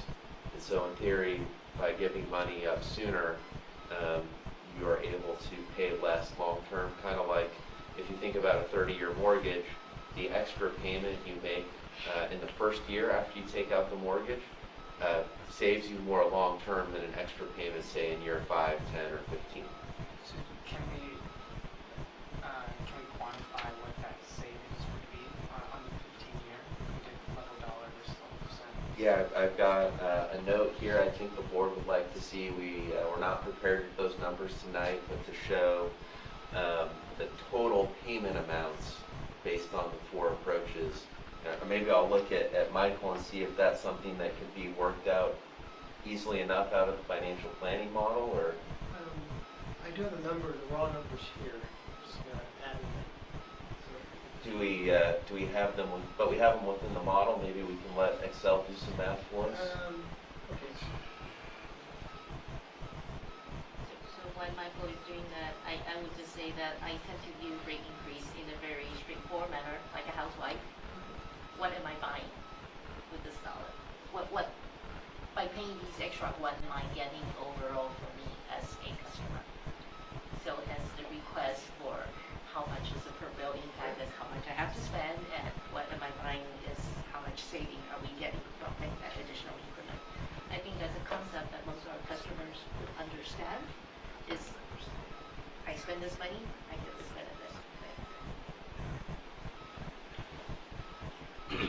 For that average customer that's spending an extra $1 a month, they're getting AMI rolled out to the community, they're getting the unfunded liabilities taken care of. Earlier. Our water supply reliability improved. There are a lot of good arguments that we can come up with for that extra charge. Well, that extra charge is only the delta, so between the 6%, the 3%, 3%, and the 5%, 4%. So we need to package our message a little bit carefully. Yeah, you know, whatever the board chooses to do, you know, we as staff will come up with a way to message it to the community that they understand exactly what the board's rationale was. And this conversation that you're having now is very helpful to help us start thinking about that. Mr. President, you might want to ask if there's any other I was just going to do that. Mr. Lemos, would you like to comment on any of our discussion up to this point? Or what are your impressions?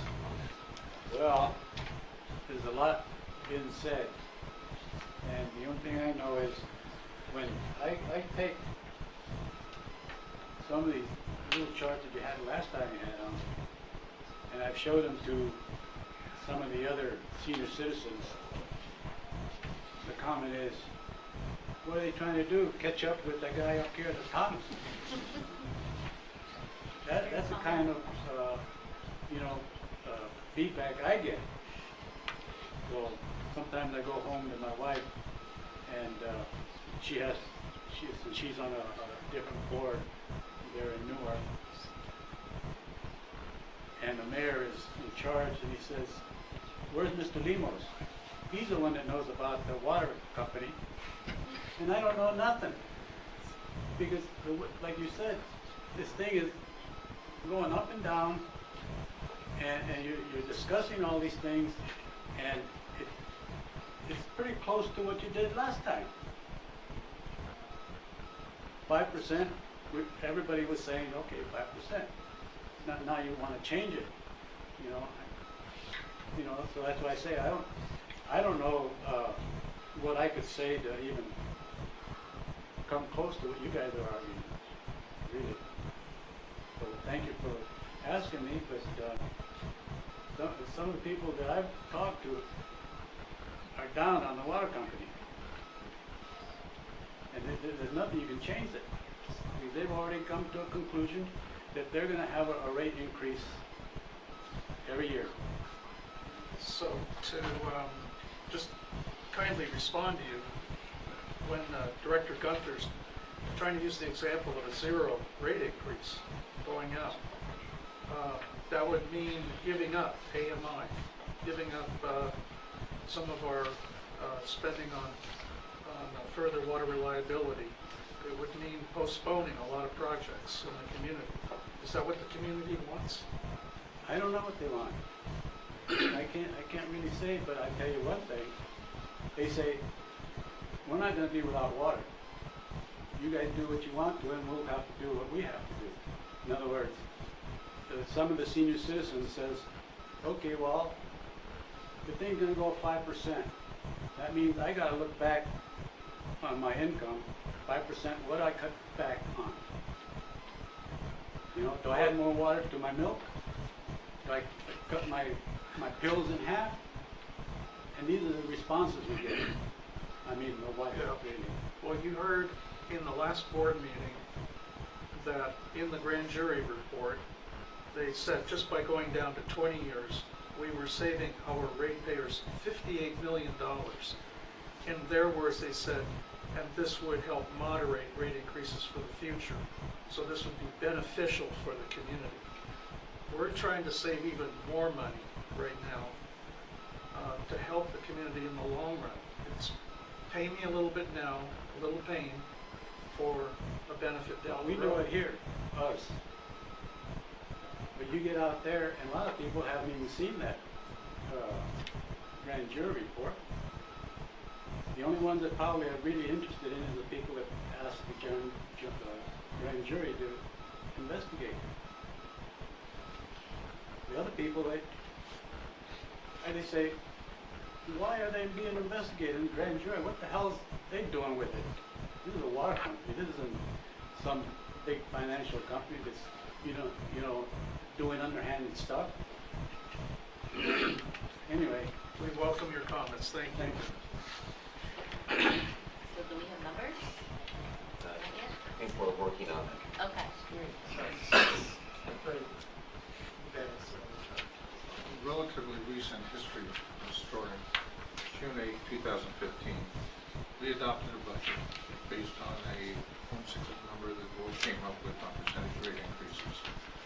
But for the staff, in order to make that budget work, we then back into what the reactor demands would start going. We projected in that year that the next year we'd have from 80 million to 92 million, and the following year $102 million in sales. We actually dropped down into the 70s. So wild fluctuations in part, but at least now we're coming up with a projected demand. We're not making the demand fit whatever number the board came up with for how much money we needed to cover the things we wanted to do. So we have structured in a much better basis within the last 3 years. And I should point out that we have a lot more knowledge about how low water demand can go as a result of the drought. So what you're looking at in these scenarios with a flat projection is basically mostly upside potential for revenue. This is much more conservative. I agree that revenue may fluctuate, but it's going to fluctuate mostly up. As long as we don't have an earthquake or a drought or something like that. So while Michael is working on a number, do you want to move on to the reserve funds? That's what I was just Sure, going to that'll give us suggest. an opportunity to discuss that. Yes, exactly. So this is where I might, before we begin this discussion in earnest, maybe refer everybody back to slide 7.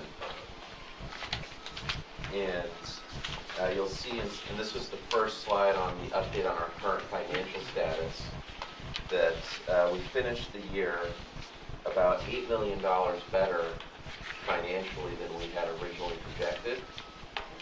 So that's if you look at that net of revenues and expenses line, where we finished the year about $8 million positive to our projections. And so, our balances are currently above our sort of minimum thresholds. We finished the year stronger than we anticipated, and we thought just kind of on that backdrop it would be an appropriate time to raise the discussion with the board as far as, on a case-by-case basis when we do have years that maybe finish out stronger than expected. Is there anything that we want to consider doing in response to that? Some options could include enhancing how much money we put in our rate stabilization fund. We only have 6 months of variable revenues as our current benchmark, that fund. That's not a lot. We could just otherwise maintain higher reserves, which in certain years we may want to do if we have a large capital program projected for the following couple of years where we need to maintain those reserves so we can afford the future years' capital programs. Other options could include, and this is something we've talked about, expediting the pay down of these liabilities for our pension and OPEB benefits. We could also, there may be certain one-time projects that may be of interest, one-time capital projects or other endeavors. And so really just wanted to generate a discussion this evening and get feedback from the board on a case-by-case basis how you might want to approach these situations. I think you know where Director Weed and I stand. Yeah, I feel pretty comfortable that I know that, yes. And I point out that both CalPERS and Dublin's Environmental Services District, particularly for OPEB, have a policy when they have extra money, put it toward their their unfunded liabilities on the pension side. And I would encourage us to follow that same practice. Exactly.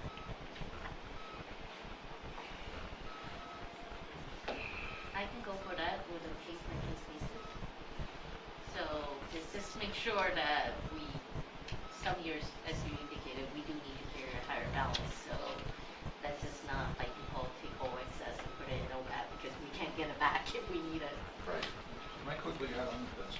2 months ago, or a month ago, we reduced our budget for a $2 million expenditure toward the OPEB to a $200,000 investment in OPEB, $1.8 million delta on the wrong side. How would that impact it? And apparently, do we even have those numbers, this $8 million number, an additional $8 million, total of $14 million over the, in the black? Yes, so when we develop our budget, we have, Martin, help me, is it 7 or 8 months of actuals that we have? So we have 8 months of actuals and then 4 months of projections. And so what we saw is with those 4 months of projections, between sort of the gap in revenues and expenditures between what was projected and what our preliminary actual estimates, we ended up finishing the year out $8 million stronger than anticipated. And so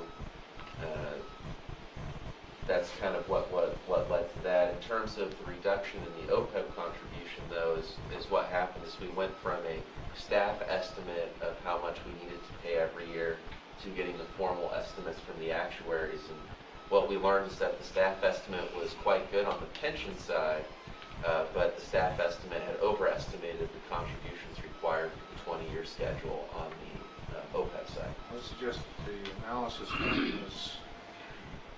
had some deficiencies in it based on the length of time, 2039 versus 2037, and a 6.34%. But in any case, if we had $2 million in our budget, I would encourage us to put that extra $1.8 million back toward OPEB, because we're so far underwater on that it'd be nice to at least get to the point where we cover our current retirees. Could I ask John that maybe at a future finance committee meeting, you come forward with some proposals that we can talk about? Sure. And then it can come to the full board?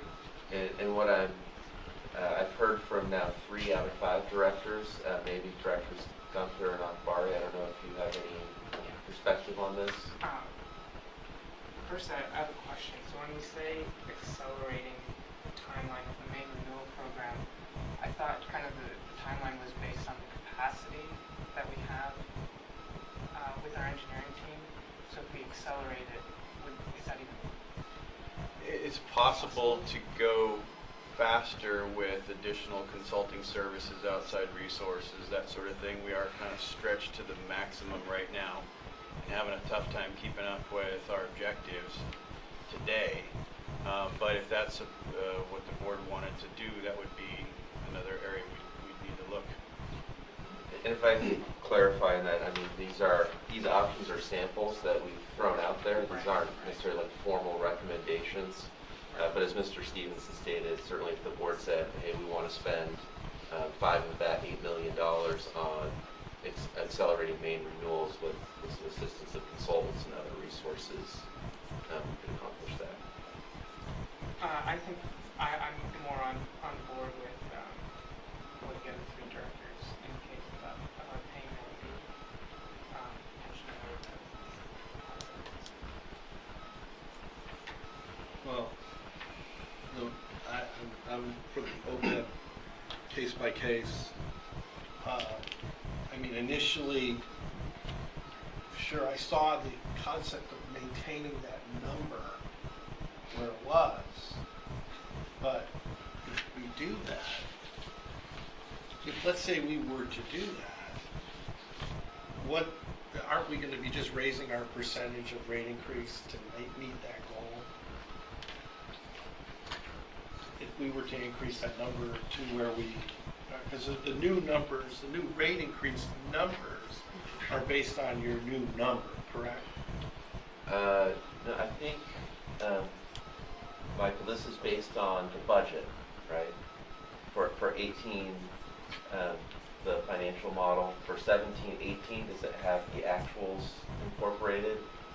Or is it based on the budget? It's based on the ending cash flow going forward. So I don't have the actuals, essentially it's the ending cash flow. Okay, That's for yeah. sure. So I think your point is if we took some of that money, because it's already baked into what we presented, and we took it out, then it means that in the future, there may need to be some different adjustments to account for that. No, what I'm saying is we've taken it out, correct? Because the number changed. The number changed significantly based on the staff estimate versus where we now understand. If we were to continue where we were before, Okay, I'm saying is that's going to drive that other number up. yes, And we've already driven it down, or we've driven it up to meet a 15-year versus 20.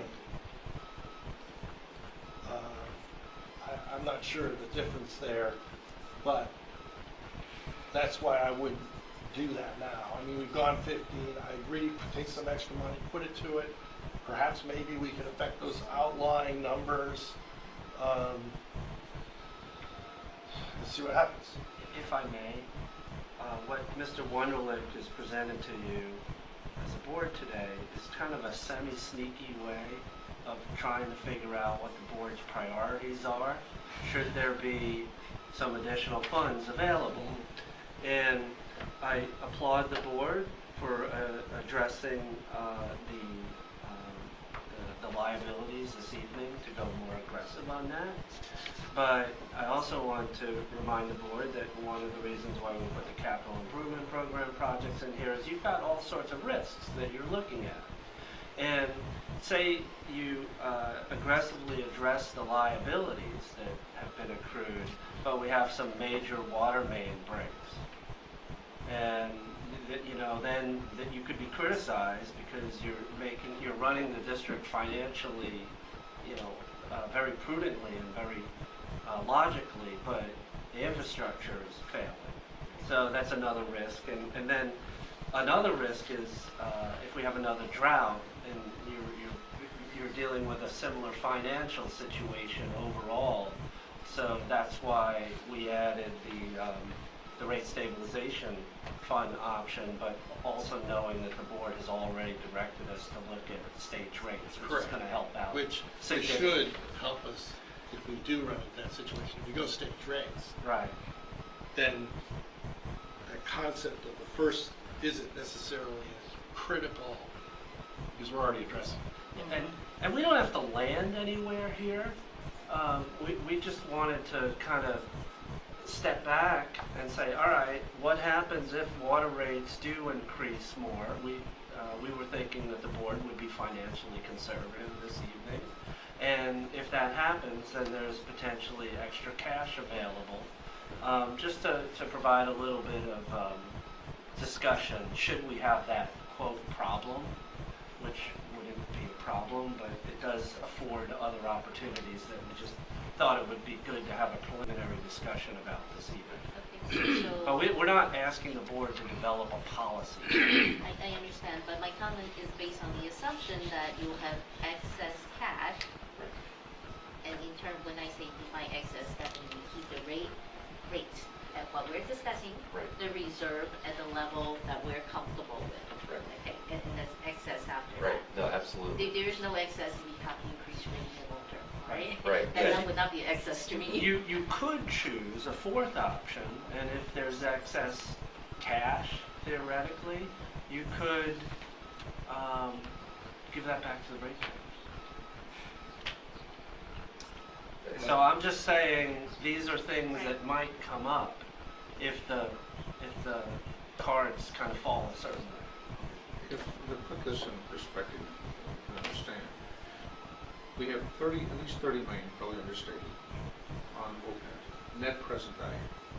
Another, at least triple that, $90 million net present value liability on CalPERS. Over $120 million. At least 4 times our annual payroll. We went from a net positive to a net negative. On OPEB, we picked that up later. Sorry. That is a huge liability. We have put our money's investments in the riskiest of the 3 options that we have. So there's a high risk there. would be nice to get full funding and put the money into a less risky, more secure investment plan, so we're not playing games.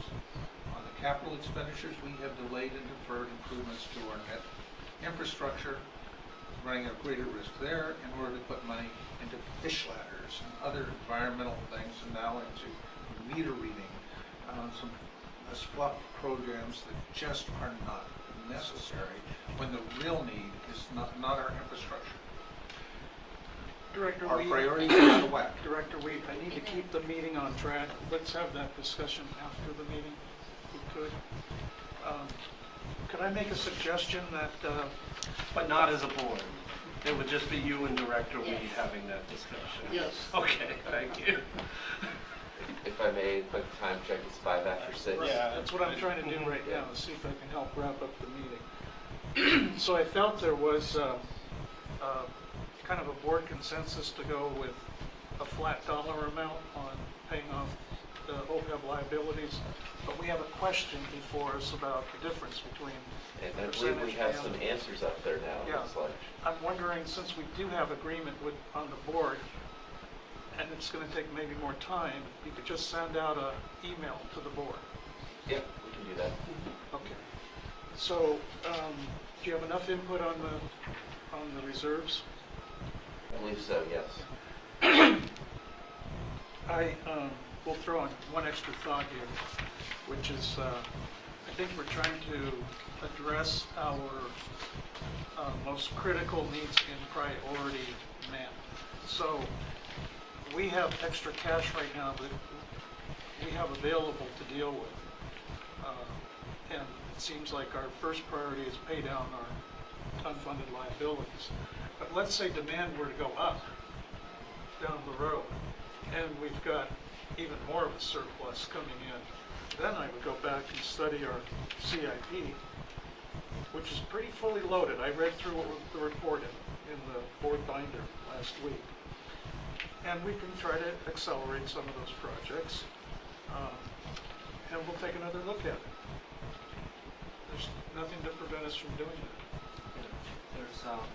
There's projects that you may want to accelerate, like water main replacement projects. There are also facilities-related projects that we really haven't brought forth to the board yet.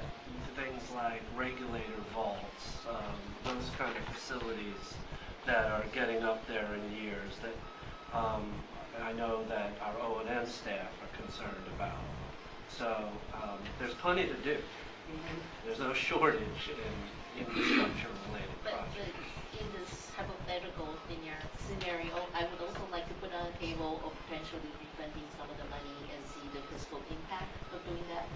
Because I do philosophically have issue of using one-time windfall which would lead to long-term impact. If we decrease rate when failures actually impact for perpetuity. So there's definitely the pros and cons, but I still want to leave that option on the table. I seem to recall when I first started on the board, sitting in the audience actually, and then on the board, that we won a lawsuit out in Livermore and received $10 million. And we had a pretty healthy discussion at that point. What do we do with that $10 million and how best to use it? And I think in retrospect, the board made some really good decisions. It went into the trough to feed the staff. It didn't go into capital projects. $8 million in love. Another good debate we can have after the meeting. All right, so why don't we turn to next steps? All right. Can we bring the presentation back up? Sure. So we have a financial workshop planned now for October 25th. We are confirming those dates with Rat Palace. They have told us that they're available. And the plan would be at that meeting to essentially bring kind of draft actual rates in front of the board and charges on the development side for consideration and further discussion and refinement. We would also talk about our outreach plan for stage rates, which is the primary change we're looking at in our rate structure through this process. Then we would have a period for public outreach, which would really continue up through adoption in February. And then typically that first sort of week in December is when we would have the workshop to make the choices for the Prop 218 notice. As Mr. Shaver alluded to, if we were to make potentially enough progress to where the board felt comfortable with specific decisions out of the October workshop, we may not need to convene that December workshop, but we would still like to have the full time until February for the public outreach. So we do tentatively as scheduled October 25th and December 6th, and then the adoption in February. So, and that concludes the presentation we have for this evening. Looks good to me. Thank you for your feedback this evening. It was very helpful, and I think we have clear direction. I want to compliment the staff on the pre-reading again, and I think you've condensed it enough that we could keep this meeting to just about 2 hours. Yeah, Still have a good discussion. Initially, we had thought about combining this with the July workshop. We thought that would be too much all at once, and so we split it out, but it became apparent at the budget discussion in June that the board wanted to discuss these issues sooner than later. Yeah. Okay, good. So we'll close with that part of the financial workshop, and are there any general managers' reports? At least one really quick item. I just wanted to remind the board that I'll be taking a long weekend from Thursday, September 13th through that Sunday, the 16th. What that will mean is I will miss a board meeting, first time in a while, so that I'm sure will be capably handled by Mr. Wonderlick this time. And are there any other GM reports? Yes, there's one other. Yes, one item for the board. Earlier this year, the district committed to participate in the Bay Area Regional Emergency Management exercise called Yellow Command.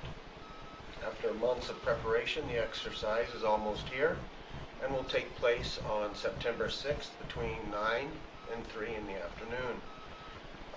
The district will test multiple capabilities, including previous capital improvement program investments that were approved by the board, and the district's ability to respond in an instant command system. The CIP improvements that will be tested include emergency generators at the Maury and PT well fields and the emergency jumper hose system. The district will test its instant command system by utilizing incident commanders in the field consisting of water production and distribution maintenance staff and activating the district's EOC. The district's staff and the EOC will create an incident action plan, test emergency communications, and coordinate with the Alameda County Emergency Operations Center. The district will have participants in the field, the district's EOC, and at the Alameda County's Office of Emergency Services Emergency Operations Center. Additionally, the Alameda County OES will be conducting a tour that will include the Alameda County Office of Emergency Services, Emergency Operations Center, City of Berkeley Emergency Operations Center, and City of Fremont Care and Shelter Site. So this is an opportunity for 2 directors. We've received an invitation for 2 directors and the general manager to see how Alameda County's emergency management personnel will staff and monitor shelters during an emergency evacuation scenario. And what's the date of that? It's on September 6th. And the invitation, a tour will take place between 10 and 2 o'clock in the afternoon. So I'd like to take this opportunity for the board to discuss amongst themselves who 2 of the 5 would like to, if you want to attend, a tour of the Alameda County Office of Emergency Services and the other sites during this Yellow Command exercise on September 6th. So it's in the middle of the day from 10 to 2. Anybody definitely can't do it. 1, 2. Okay. So there's 3 left. I'm interested. Interested. Aziz, you're the new kid on the block. Okay. So If you wish to, on that, he can. John and I will flip a coin. Oh, no, you're the president of the board, you should go. Okay, so then that would be President Sethy and Director Akbari, and Director Akbari or President Sethy, if you can't make it, John would be the alternate. And so we're set? Yes, and here's some flyers that I'd like to hand out. Okay. Might be interesting, especially to see the Fremont shelter site. Yeah.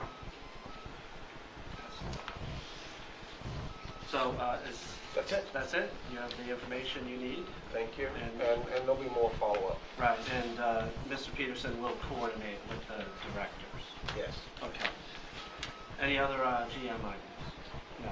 So that can Laura. Could I just mention, save the date October 13th for our desalination open house that we're starting to plan for. We're hoping that date works for folks.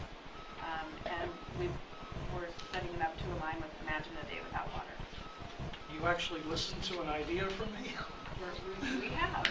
We listened to ideas from all the directors. Wow, I'm impressed. So we're getting that on the calendar. And it's going to be a relatively big endeavor. We're hoping that we get, maybe a couple hundred people to attend as part of the day. Mr. Lemos, take note of that. You're not doing anything on October 13th? Come on down and see our desalination plant. It's in Newark. Been there. Yeah, okay. Come on again. All right. Any director comments? I won't be at the next meeting. Next The board September meeting? meeting. Okay. And any other director comments here? Okay, I have 2 real quick. One, we have a Aqua Region 5 event coming up in September. It's September 16th and 17th, the Sunday and Monday. And this one will be in Livermore, hosted by Zone 7. If you're interested, I had a chance to take a look at the preliminary agenda, and it looks pretty interesting. There's a lot of good stuff there. So put that on your calendar. Let Gina know, because we have to register for that Region 5 event ahead of time right now. And then number 2, I have been working on organizing a field trip for the Chamber of Commerce, Fremont Chamber of Commerce, to go up to Calaveras Reservoir. And so we're going to do that on August 22nd. And be the first time the members of the chamber have a chance to see what's going on up there. And then the last item is, 10 days ago, I was invited to a social event with Congressman Swalwell, spent the evening with him, and made a pitch to our congressman and his chief of staff to tell them about the Delta Conveyance Finance Authority, fill them in on what's going on, our participation and Zone 7's participation, and then made my pitch to see if I could get a letter of support out of him for the letter of intent to the US EPA on this WIFIA application.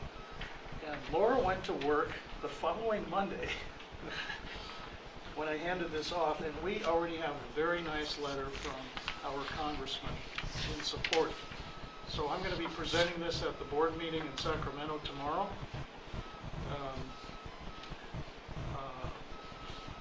As probably the first congressional support for this application coming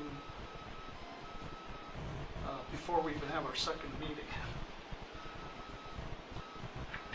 So I want to congratulate Laura and the rest of the staff who did a very good job in procuring this. I'm really surprised to see this was expedited so quickly. And that's it for my comments. Anything else? Okay, we'll adjourn at 6:40.